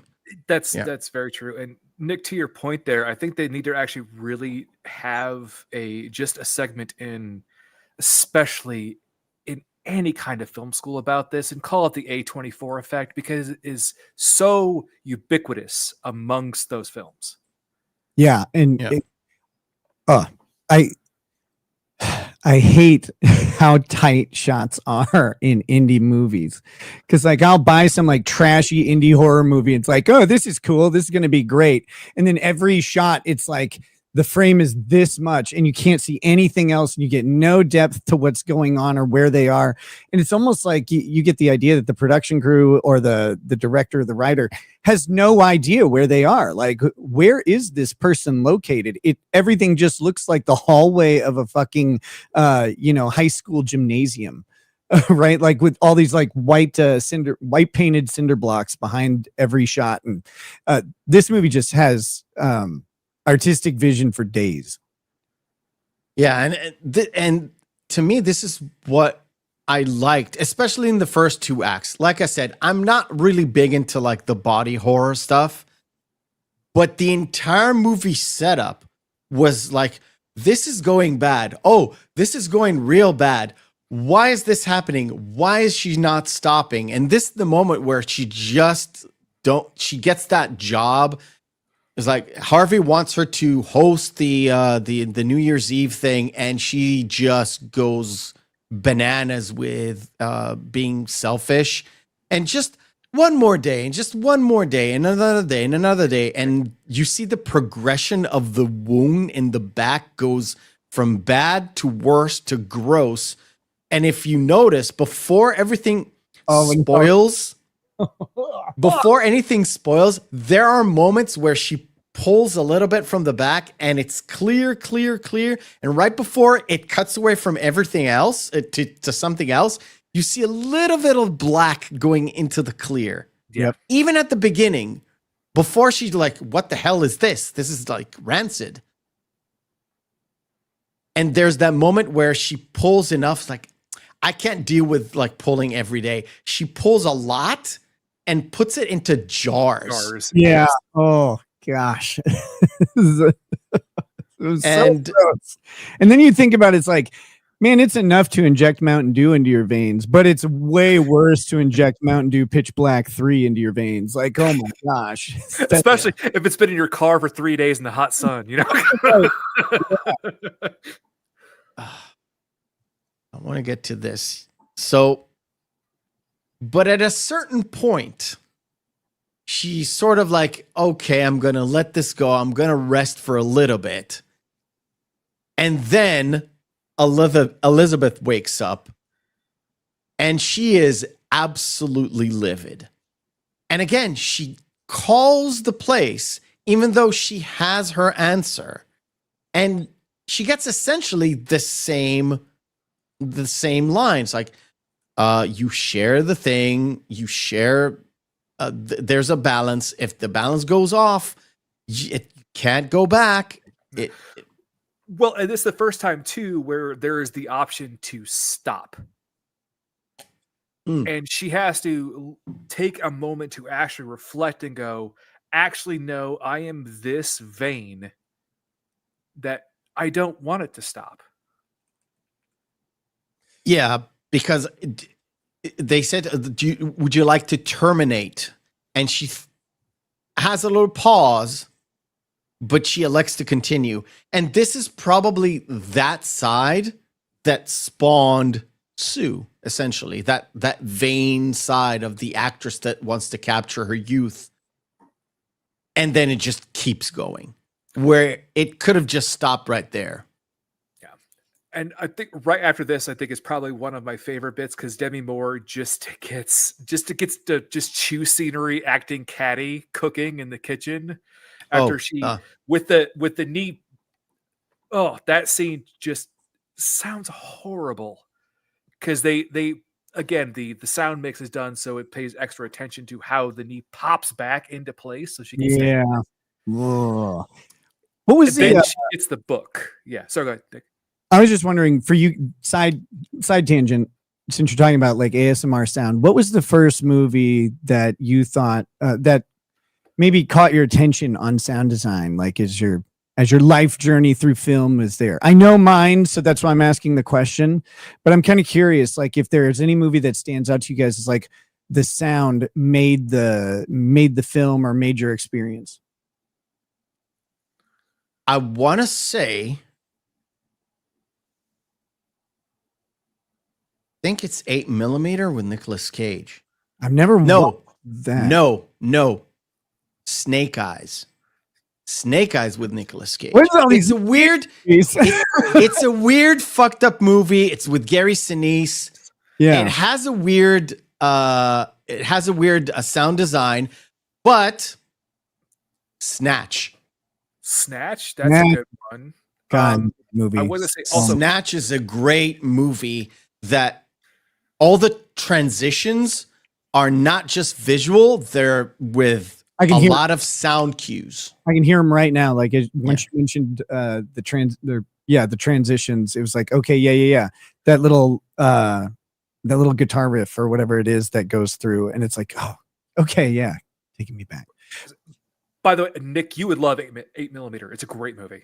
Yeah, it's one of those that's like, I know I should watch it and then just completely forget about it. And it's not one that gets even like on Prime and stuff like that. It's not one that just pops in there as like a classic that you should watch or whatever. I don't know. It's just always too low key for me to remember. Because 8mm and Snake Eyes came out right after like Face Off and I can't and all like The Rock and all those, like there's that trio. I've never watched Face Off because I won't do it. I will not tolerate that shit. Okay. we had fun talking about that one. We did. That is. So what's your sound film? Mine or yeah. Did you go Out My Feelings? Did you say? No, I was going to say it's a really kind of a toss up because I really saw them both at the same time. Because again, I'm a little bit younger than you guys. So rub it in. No, I'm just saying overall, just in the oeuvre. I mean, the first one that I can really think of, like that score, but actually the sound and sound design really like effectually being active in it. Fight Club. Very good one. Yep. I like that. For me, it was House of Flying Daggers. Oh, that's a good one. Is that a Rob Zombie movie? No, that'd be House of a Thousand Corpses. Oh, okay. Right. Sorry, I get my horror really mixed up. But that's not a horror movie either. It was those I can't remember what the specific genre of like Chinese mythical martial arts is called, but it started popularized in America really, or I guess repopularized with Crouching Tiger, Hidden Dragon, right? Like that comes out. Great movie. Really good sound design and set design, whatever. House of Flying Daggers is like the next iteration in the genre that was mainstream anyway. I think it was like 2 or 3 years after Crouching Tiger came out. And if I'm not mistaken, I actually don't remember the movie so well, but I believe the main character was blind. And so it's still colorful and gorgeous, gorgeously shot, but they focus so heavily on the sound in that movie that it is just phenomenal. I really like it. And if anybody likes that genre and missed that one because it's a little old now, that was a great flick. Epic Mike agrees. All right. How you doing, brother? Good to see you. Good to see you, Epic Mike. All right, cool. Let's have a little bit of a pause because kind of got started talking about movies. I like that. We'll continue talking about movies with a little segment we like to call Cinema Deathmatch. Round 1, fight. Formerly known as Screen Fighter, we didn't, Nick, that was the original name, but we didn't use it because when we started, I was like, I don't know, YouTube don't like the word death. Yeah. So we'll pull it back, but it's we can say a lot of stuff now. I don't want to say them, but death is fine. Cinema Deathmatch is where we take two movies, pit them together, and see which one is the best one. If there's no discernible difference between the two, both are good or both are bad, we fall into our criteria, which is Saturday evening, Friday evening, out with the boys, out with the girls, out with your significant other. Just two movies in a vacuum. Which one will we pop in? I like this pairing because it's a little bit of horror, but not really. But both have RDJ in it. I mean, I gotta go with Natural Born Killers. It's so good. Yeah. Chat participation is most welcome. Just say the movie you like. Feelings? Correct me if I'm wrong, wasn't NBK one of Rodney Dangerfield's last roles? Oh. Because he was Mallory Knox's dad in that. I think so. I think so. Close to the end. Obviously, it's Natural Born Killers. To me, Natural Born Killers, and I'll tell you why. Because RDJ has the best fake Australian accent. which he brought back again in Tropic Thunder. Yeah. Yeah, kind of. Did Trent Reznor did the soundtrack for that too? I think so. My favorite sleeper I think it's RDJ movie. It's Kiss Kiss Bang Bang. Yes, and we covered it. It is this year. Fucking fantastic, and people should definitely watch that movie more. It is so goddamn good. Yeah. All right. Sum of All Fears or The Deer Hunter? I have seen neither of these. Wow. I know. Okay. I know. That's a surprise, but it's okay. Feelings? Oh, Deer Hunter. Deer Hunter. Classic, easy. Yeah. The movie sucks. It has a really shitty ending. Mm-hmm. But it's supposed to. Right. No Time to Die. Sorry, I haven't seen almost the only Bond movie I haven't seen. Okay, here we go. Hancock or The Island? The Island, hands down for me. Hancock was not that good in my opinion. The Island was actually low key pretty fucking great. I liked it. Okay. And I like Ewan McGregor. Feelings? Now that was Michael Bay after Bad Boys 2 and before Transformers, correct? Yes. Yeah. And that's, again, I'm trying to refresh myself that because that's where essentially the island is the clones of people that they can take. Yes, clones of rich people that they can just keep living like. Yeah, a whole bunch of me's are there, and it's like, oh man, I need a liver transplant. And they just pop one off, grab it, and put it in. God, that's what I thought. Yep. Yeah, then the island, Hancock. I'm sorry, it's just a bad movie. Yeah, but Bad Boys 2. Oh man, that movie was awesome. I love the movie. I'm the only guy on the planet that actually does like Hancock. Oh, I thought you were going to say doesn't like Bad Boys 2, and I was going to come to your house. I love Bad Boys 2. What the fuck is that? Especially the Zoe Pounders scene where they go into their house. They have the most hilarious violent scene ever. Max or Deliverance? Talk about sucky movies. Have you seen Max? I have not seen Max, or even I don't know if I've even heard of it. Okay, we'll switch it over as I don't think I've watched it. It's not very good. I haven't seen this either. I would say re-roll that because I know you haven't seen it. Okay. Oh wait, that's a sneaky one though. That's a sneaky one because this is the RoboCop remake or Deliverance. I'm going to go with RoboCop, but with a very important caveat. I thought RoboCop was a shitty remake of RoboCop, but I thought RoboCop was a really good flick on its own. So as a remake, okay, I get you. It's not RoboCop. They don't have the Paul Verhoeven stuff, charm to it. They miss out on all of the 80s violence charm. Yes. But as like a 2014 sci-fi cop movie, it's really fucking cool. And it's kind of like I really liked it because it reminded me of a good visualization of actually a Space Marine from Warhammer, which they haven't ever done well. But like the way he functions in this one is much more fast paced than the original, where he's just like a slow walking Colossus, right? Yeah, but it's fast paced. He's enhanced in ways that are similar to like Warhammer, and like it just makes the movie like really fun and kind of gritty. But it sucks as a RoboCop remake. It's just, I wish they could have called it something else.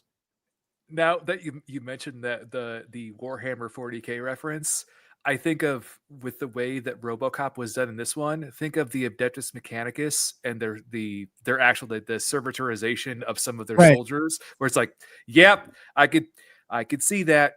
Mm-hmm. Speaking of, I'm really actually looking forward to Henry Cavill if they ever get that 40K project. I don't know if they'll ever get that made. If they did it and it's Eisenhorn, I will never stop orgasming. that were so good. Fair. Any of Gaunt's Ghosts would be really good.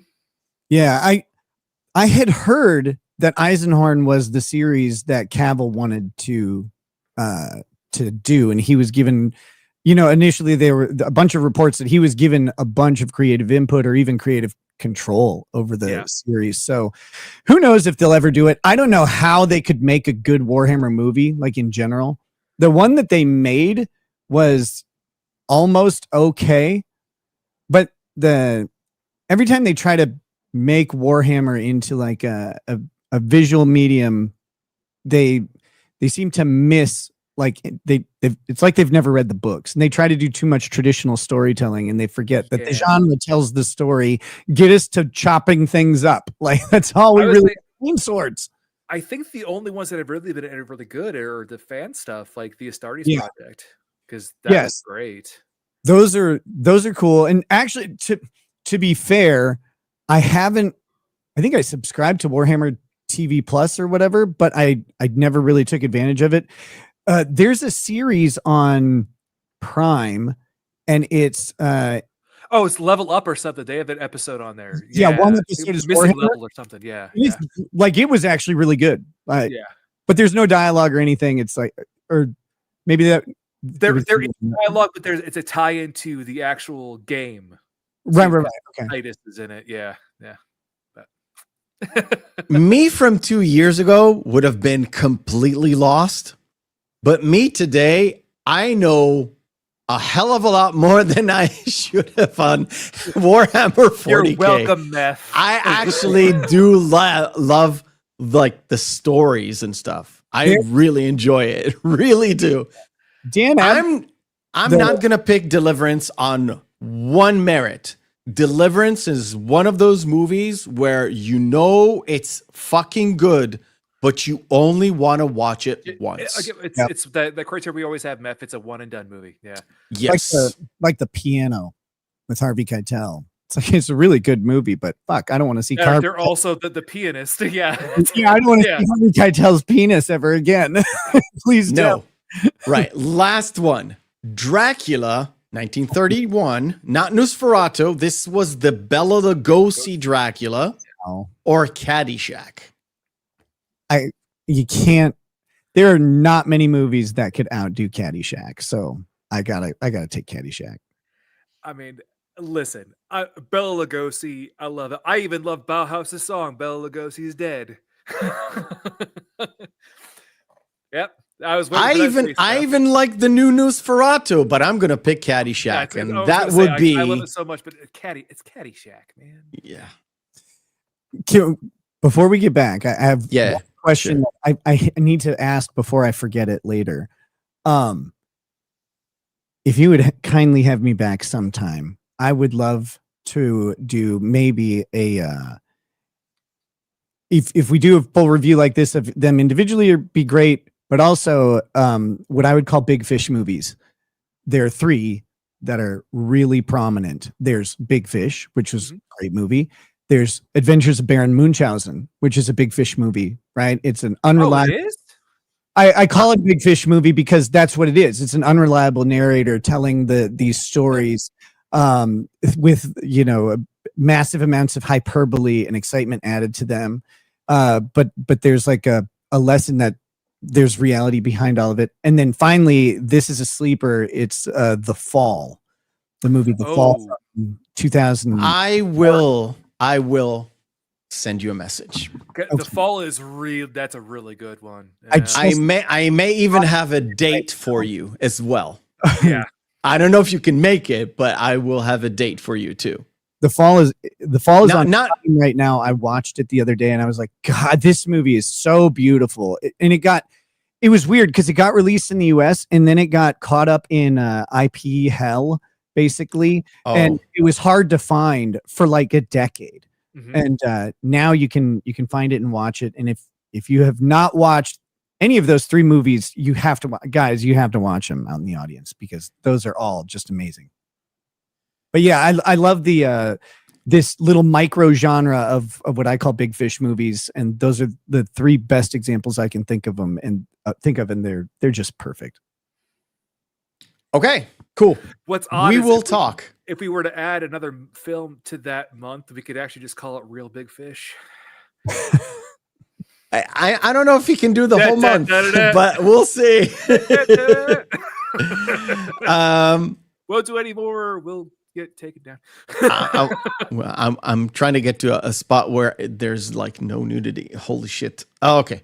There's so much nudity in there's that a movie, lot in this. and it was so great. Okay.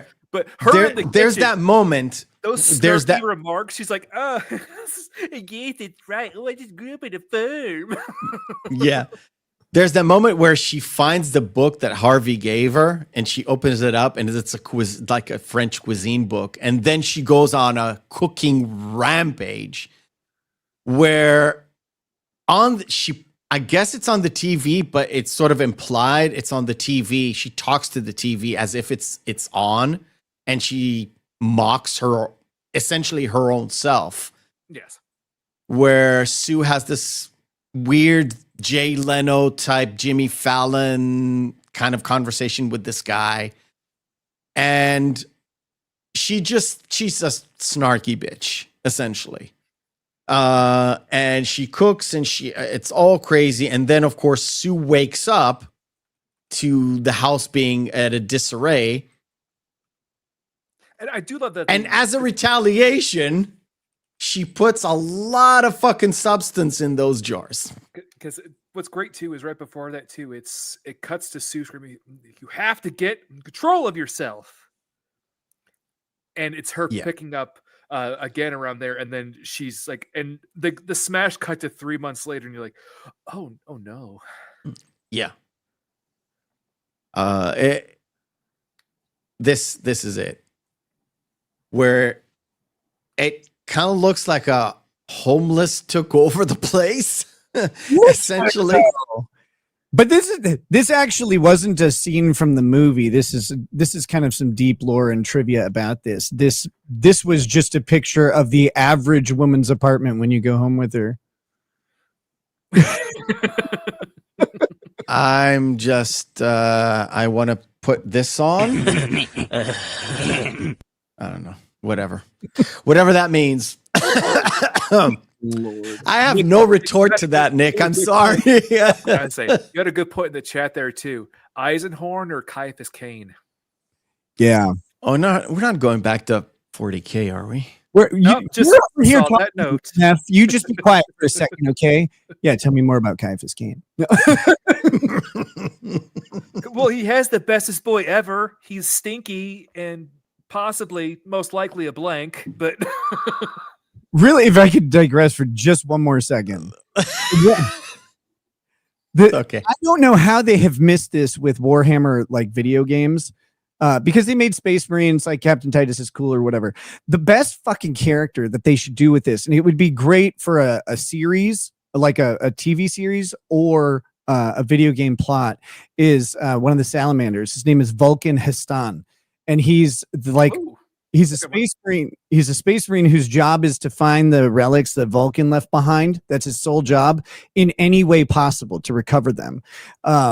There's 20 of them, and I think the salamanders have 3, and they give them all to Vulcan Hastan, who goes out, and he's like basically he's a first company captain that gets promoted to this independent investigator that goes out and like kills everything he can find in search of stuff. And it's like, because part of the problem with Space Marines is like even playing the game, their entire thing is about being amazing fighting as a squad, like in a unit. It's battle brothers, like is the theme, right? They're the custodians of the individual fighters.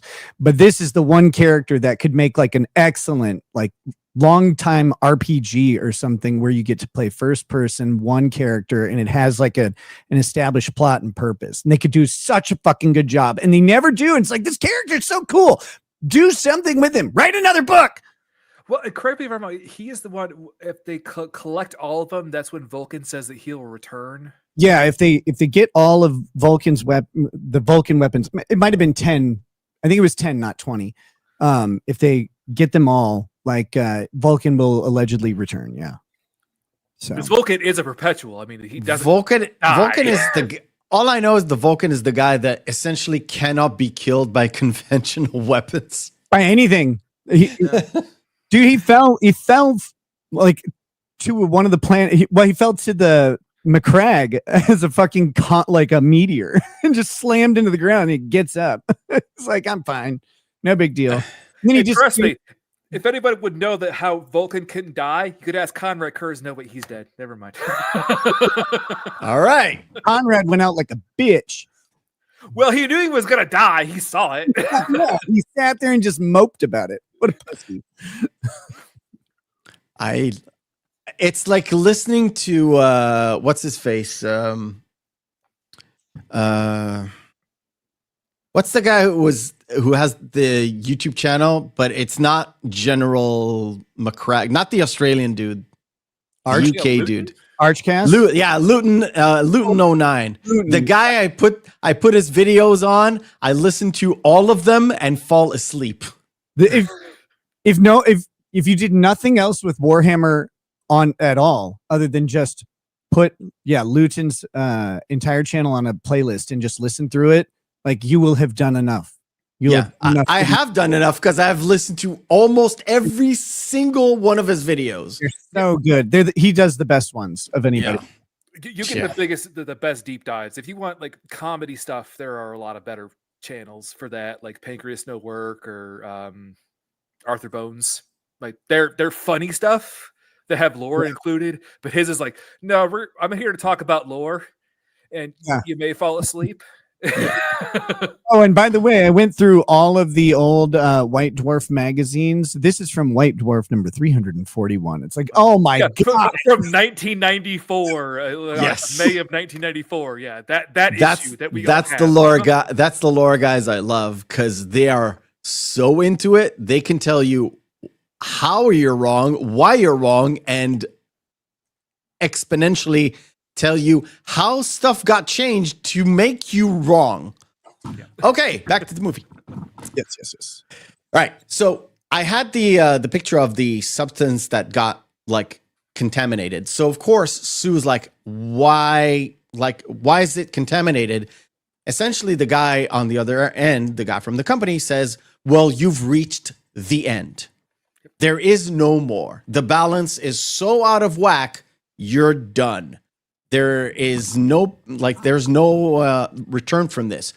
In order for you to at least get the clear, not substance, but the stabilizer. In order to get a clear stabilizer, you'll have to reset and revert back to your old body. You have to do the switch. And of course, Sue doesn't want to do the switch, because in 2 days, she's got this show she has to be in.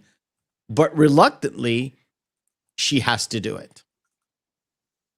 And of course, this is where the third act comes in. And the Cronenberg-esque stuff walks in. Yeah. As Elizabeth wakes up to the horror that is her body. I did say Demi Moore was looking really good lately. Yes.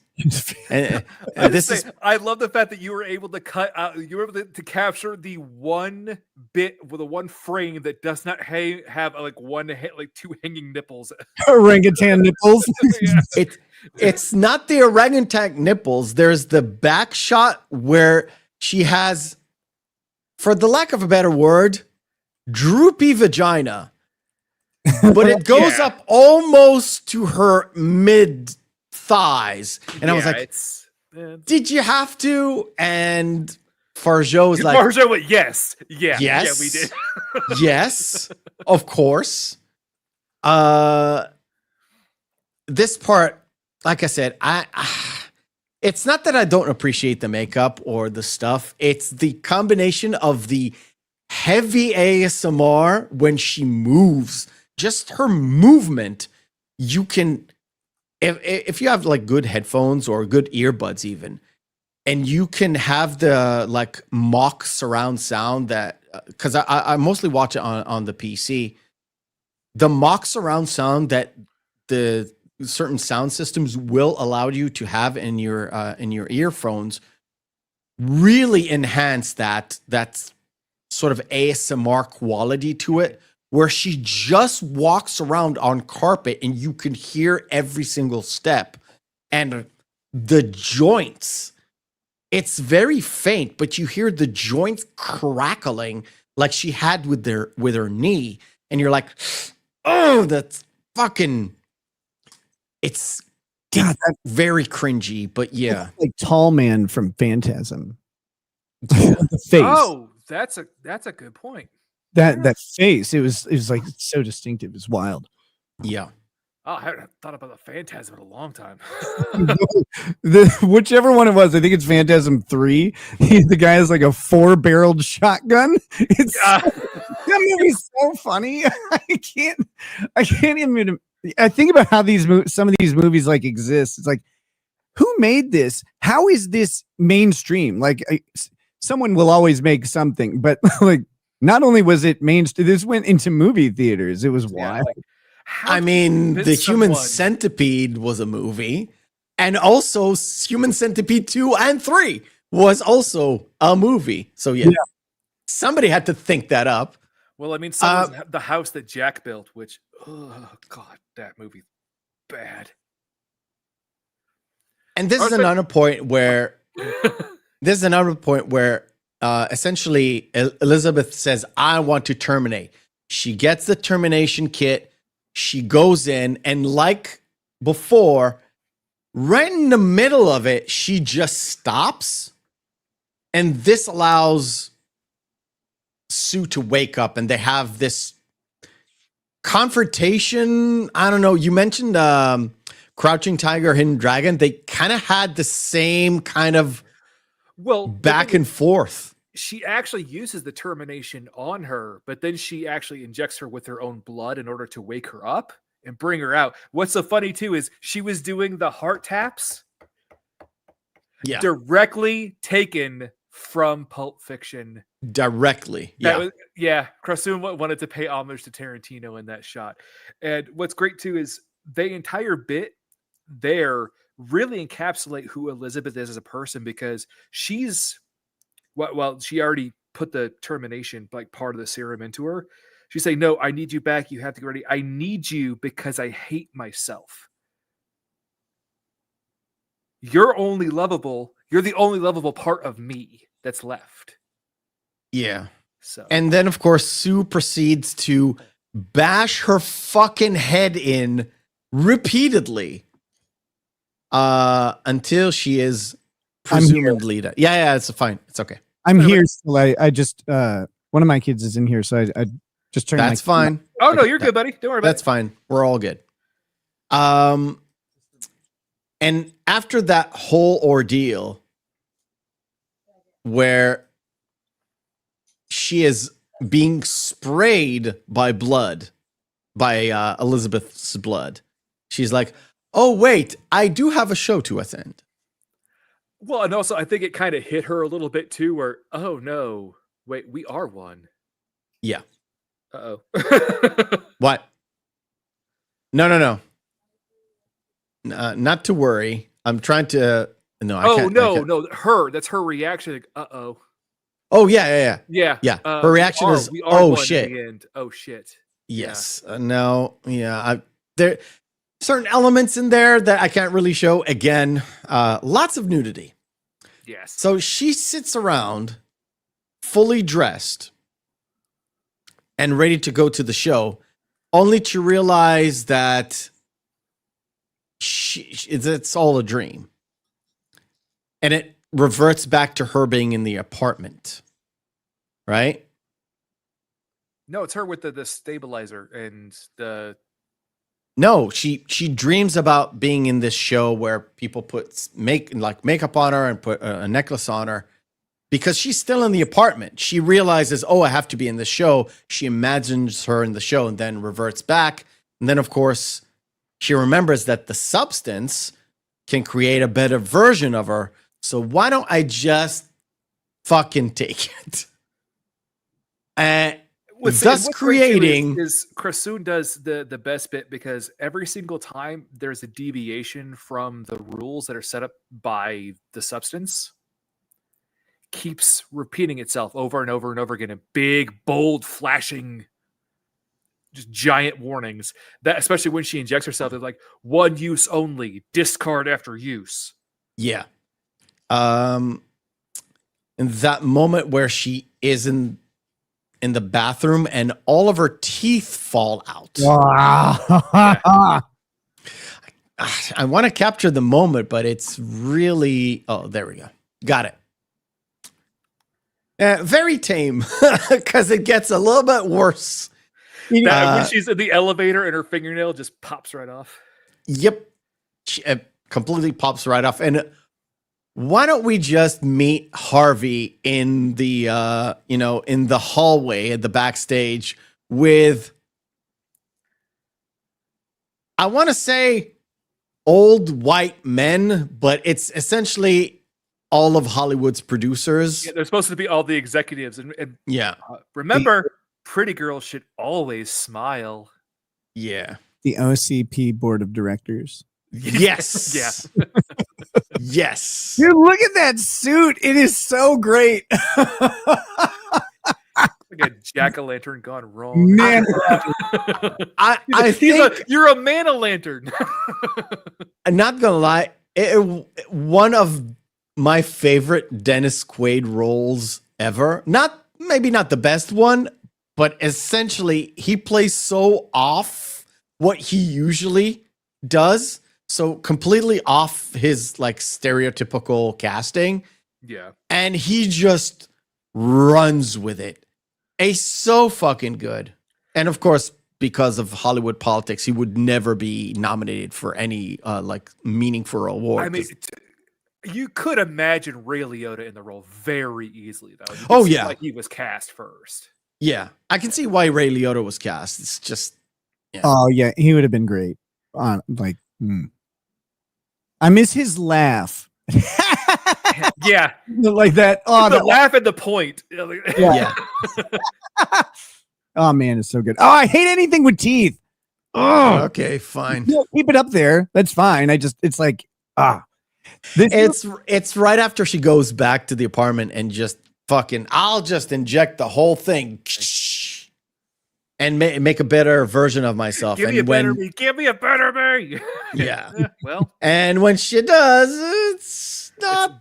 Monstro Eliza Sue enter the real the climax of the film, and you're just like, again, you're very good at catching the only scenes that are not showing a nipple or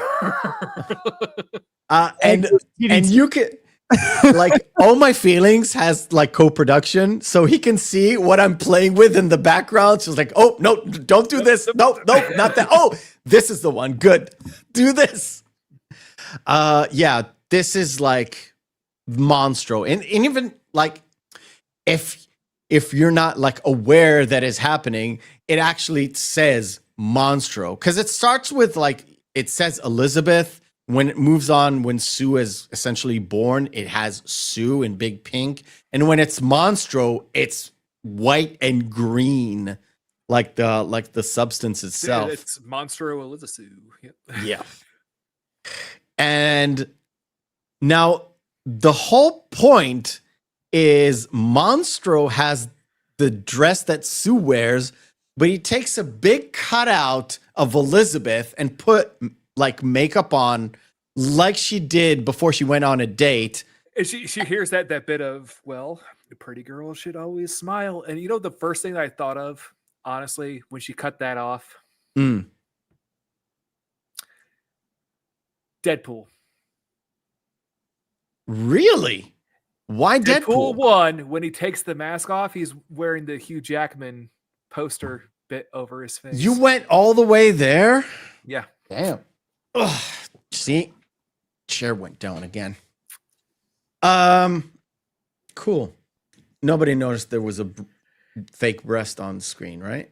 I was just looking at those titty teeth. Yeah. I didn't look there. I was going to say too, and this is why this is so great that Nick, I'm glad that you brought up Society earlier, because the Monstroso is you could tell that was Society very much heavily influenced. Yes, that caricature of the creatures at the end.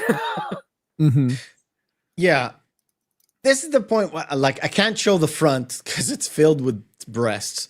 The fact that Monstro is standing there. How am I supposed to finish? And essentially, no one's thinking it's a hideous monster. Well, I love all the dancers, but are like, what the fuck? Just look at their faces. You're just like, no, I think what's going on, because I noticed that too, right? Is like the grotesque is the beautiful, like is the grotesque. It's the same. It's that sort of duality that it's almost like there's a wraparound effect as you get farther and farther away from normal to either beautiful or horrifying. It eventually wraps right back down, or they both achieve a new point, which is perfection in their own way. And the producers, they wanted the young whatever because she was the draw, right? Demi Moore was becoming plain and normal and mundane, but the outrageous in the opposite direction is still outrageous and still is a draw. The freak show sells the same as the pop show. Oh yeah, like if you watched Botched from E, it's like a complete shit show, but every time they reject somebody, they're just not horrendous enough. They only take like the weird fucking cases that are essentially fixable, but still horrendous. But when somebody's so over the top, the two doctors are like, we honestly can't give you any more surgery. Please stop. But they still feature you on that show to see the grotesque, how weird people can get. But yeah, I get what you're saying, Nick. But it really disturbed me that people were sitting there in the audience and they're this hideous elephant monster and nobody says shit. Well, I think it's just abject fascination at that, because my mind is trying to comprehend what I'm seeing right now. It only when it becomes problematic and starts like disintegrating and falling apart and growing extra bits and extra part, which I can't show because it's mostly it grows more breasts. And then and one falls on the ground. That's where the crowd kind of gets shocked and everything goes haywire. Yeah, Nick, you were saying something? Well, I was also when the crowd starts to be impacted, and it's interesting how like all of this is set up. You know, they had Harvey as the only colorful or dynamic figure amongst this sea of mundane old white men, right? Like, and the old white men this is just a product of modern metaphor. It's fine. We get it. Yeah. But it's just meant to be a uniform sea of the mundane. And that's what the audience is. They're all cackling and having their good time at the grotesque. They're not affected. And it just shows that, like, it's like this meta commentary that production is faceless and soulless. And it really, they don't give a shit about anything that's going on. They don't care about the final product even. But then the moment the blood starts hitting the crowd, like, now, of course, they care a whole lot. They're affected, and everything starts to disintegrate, literally. I would say that's when realization hits very hard. Yeah. And to your face. This is probably the only shot I liked because it's so fucking good. It's the sort of like the twirling ballerina from like a music box, but shot from above. But it's the horrendous monstro without an arm spraying everything around like a fucking, like a sprinkler at your lawn. But it's a sprinkler of death and blood and decay that is spraying everybody. Cut to where it kind of fades in, fades out, not really with the rest of the audience where you can see, but it also kind of reminds you of the close-up shots of the eye that you sometimes get during the movie. Well, what's also one thing that comes up, and I've put it in my notes. Isn't it weird that Sue was supposed to be a blonde character and she's wearing essentially a Cinderella outfit?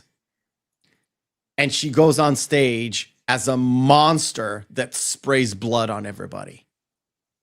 Just a thought. Yeah. I was going to say, Nick, you mentioned a lot of the costume design earlier. Mm-hmm.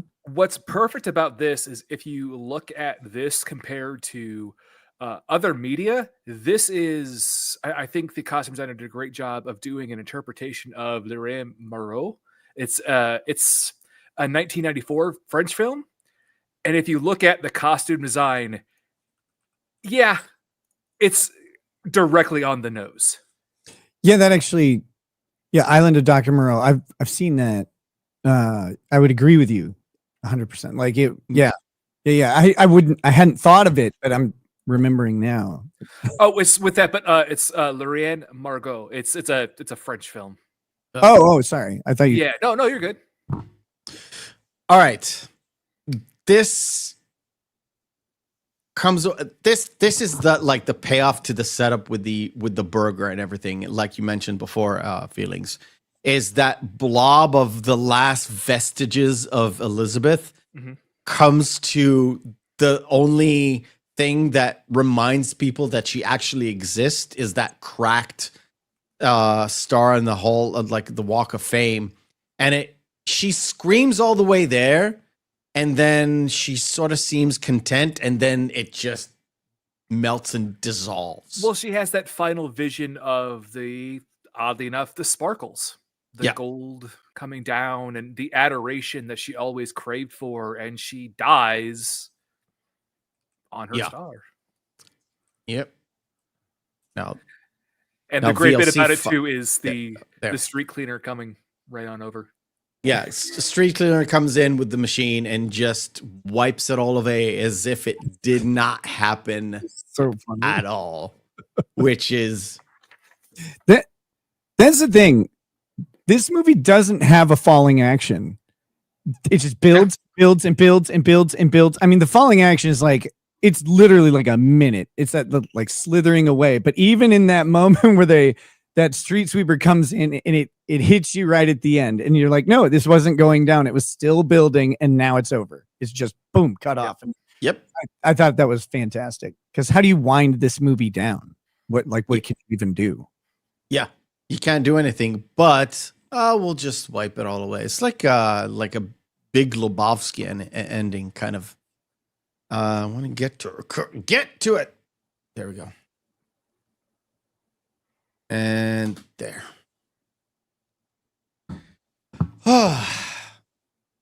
And like like we said, it's sort of like going back into that start of the movie where everything kind of splatters on her broken down star, and then it just wipes away as if nothing really happened, and it comes to the absolute end. So after saying what we had to say, anything else to add, Nick? I make a lot of jokes about like the attractiveness of the character and you mentioned a lot of there's a lot of nudity, an absolute ton of it. And I mean, obviously prurient interest, it's like exciting in that way, but it's just good to see these movies. I'm thinking of it.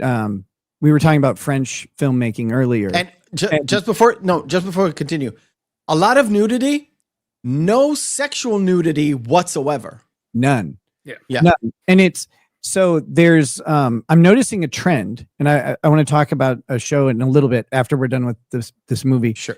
But I'm noticing a trend where we're getting back to non-gratuitous but acceptable nudity with frequency. I think the American purging of nudity from movies is so like it takes you out of it, because nudity exists in your life like all over the place. If nothing else, you shower, and you think about all these shows and movies you watch where no one ever gets in a shower, nothing ever happens. The 80s always had casual nudity that wasn't necessarily sexual. You think of Die Hard, and they're at the party, and the first come into Nakatomi building and start taking over. They open that door, and that one chick and the guy were getting down in the office, and so she comes running out. And Terminator had a similar thing. RoboCop had a similar thing, and it's like nudity exists in the world, but America for some reason tries to pretend that it doesn't. And movies like this, like it brings it back. Like it's in the movie. She's hot, but like you said, it's not sexualized. It's not not good other than its general aesthetic. It's not like anything. It's not pornographic. And even when Harvey kind of says, embellishes her sexual body, it's only when she's covered, not when she's fully nude. Yeah. Right. Yeah. Nick, to that point, I really think you have a really good point there, because I think that really was sort of a trend that happened starting in the early 90s that kind of went throughout and got really pervasive in the late 90s and early 2000s, where it almost kind of became puritanical in a lot of ways, where nudity was was considered more taboo than, of course, obviously graphic violence. Yeah. And I mean, well, just growing up, for example, I was able to watch pretty much any non-porn movie as a kid. I had HBO cable in my room, and like, you don't understand, cable had just come out, right? This is probably 1980. This would have been 1986, 1987. I had a cable box in my room, and I had HBO and stuff. And my parents like established that I couldn't just freely watch whatever I wanted. I would have to ask if there was a rated R movie. But the interesting thing was, they didn't give a shit how much violence and profanity was in the movie. It was all like, is there nudity in it? Like, is there sexual stuff? As if that is somehow like, I mean, it is different, but at the same time, like, I'm a little child watching people be chopped up like nothing. Like, I could watch, in RoboCop, this guy gets splattered in half, or the character at the beginning getting chopped up by chainsaws and stuff, and that wasn't a problem. But I had the similar experience, just without cable, but with loads of video cassettes. Yeah, and in 1990 or 91, where cable boxes started to appear, then we had like 3 movie channels, and if you stay up late, you can watch some shit. And I told Oma Feeling this all the time, and I keep saying it. I've probably watched a lot of horror movies in my day that I don't know the name of. Yeah, but I've watched them. I don't remember exactly the story or anything, but I've watched plenty of them. and or R-rated movies, and some of them were like, we'll call it our taste or artois movies that are interesting, that had an interesting story, like this, sort of like The Substance, where it has, side note, we also have a meaning and something behind it, but also this is a body horror and craziness and nudity and all that stuff. Well, so, and you think about trying to make this movie without the nudity. It's all about, it's about image and vanity. And when you strip down a person, all that's left is you in your birthday suit, essentially. Right. And everybody wants, I shouldn't say everybody wants. The point of vanity is to look good naked. That's it. You can be flashy, you can wear great clothes or whatever, but at the end of the day, when you're naked next to another naked person, you hope that your abs are better than theirs. You just do. Well, you're hoping that that person will find you more physically desirable than the next person that they could potentially copulate with. That's human nature. There's only one place you want to be the ugliest motherfucker in the room, and that's a prison shower. That's it. Yeah. And normally, if you're the ugliest guy, you probably fuck somebody else in the ass. But okay. But I was going to say, Nick, to that point, that's why I think this movie, it deals a lot more with femininity and a lot more issues that especially that women deal with in Hollywood, especially how aging out of their careers and everything. But this is a ubiquitous thing where it's everybody's vain. At some level, when you're next to the right person, in one way or another, the person you're competing with or the person you're competing for, everybody gets vain at one point. It's just a matter of where you're pushed. Yep. Yeah. And to be honest, if you want to go into having a critique or a feminist point of view, this is the right kind of feminist point of view you can do, because everybody kind of gets it. The director or the writer, she is everything. Criticized Hollywood, criticized femininity, express femininity like Sue's. She also criticized Elizabeth, even though she's trying to be a better person.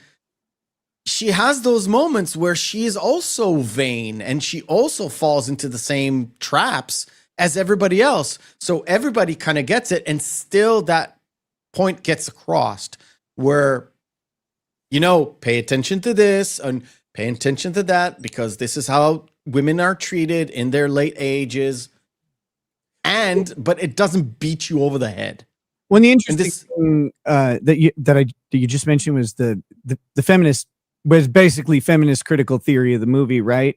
And how do you make a feminist movie about vanity and about the objectification without engaging it or being afraid to engage it? That's so silly. And I just appreciate when movies take the time. I'm not saying every single movie or show needs a bunch of nudity, although it could use a dose of it. But we are so afraid to engage it, and that's just weird to me. This movie has no fear of that. It has no fear of the violence and the grotesque and the gore. But it's who was that? Flannery O'Connor, right? It's the grotesque is highlighted so well in this movie in every aspect of it, from the main character's vanity to the youthful character's recklessness to then everyone around using her. Again, it's the grotesque is brought in. That's what I love about this genre and about the homages to Cronenberg. It's just nailed everything. It's perfect for what it should be. It's exactly what it wants to be.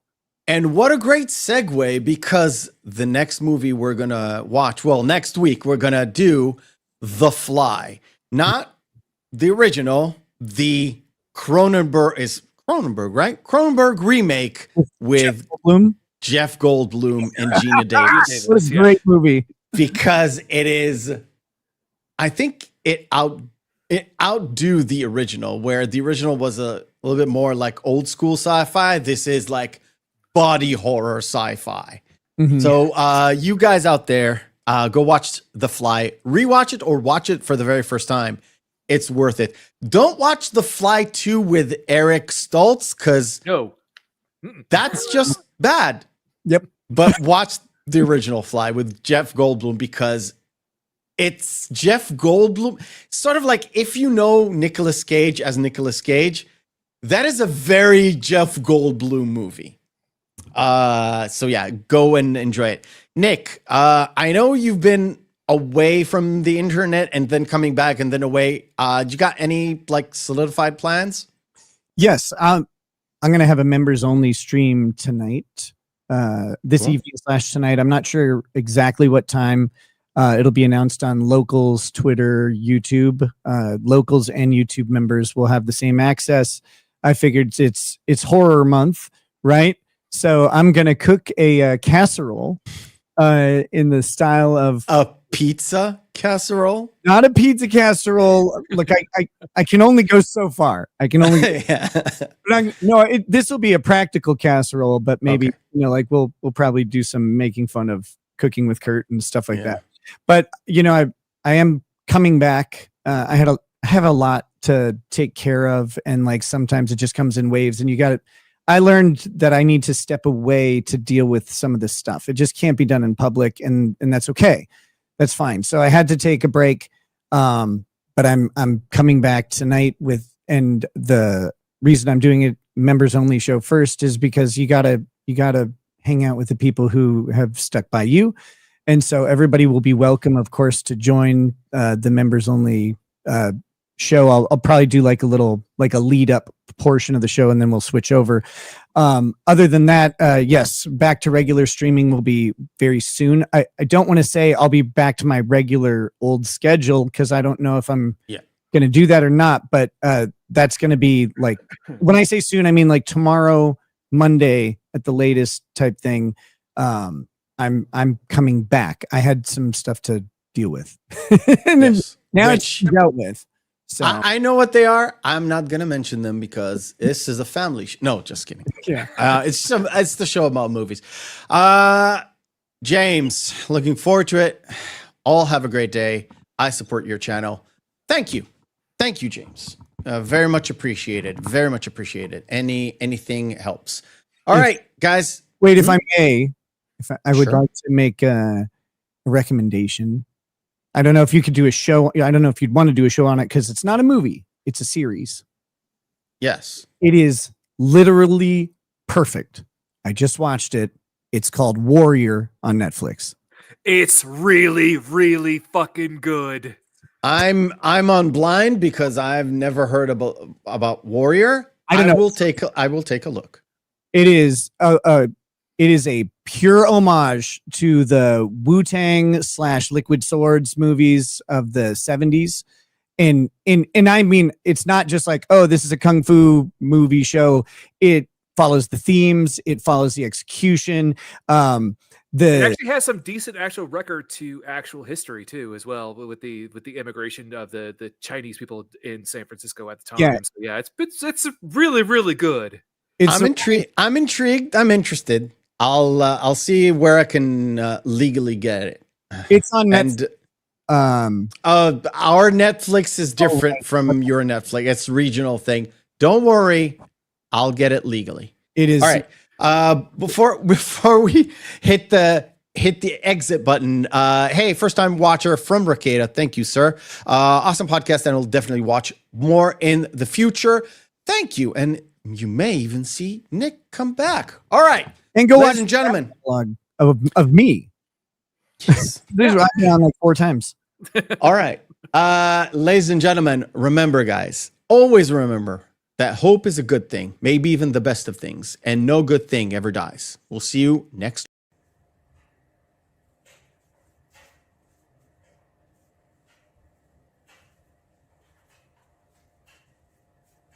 You're still here? It's over.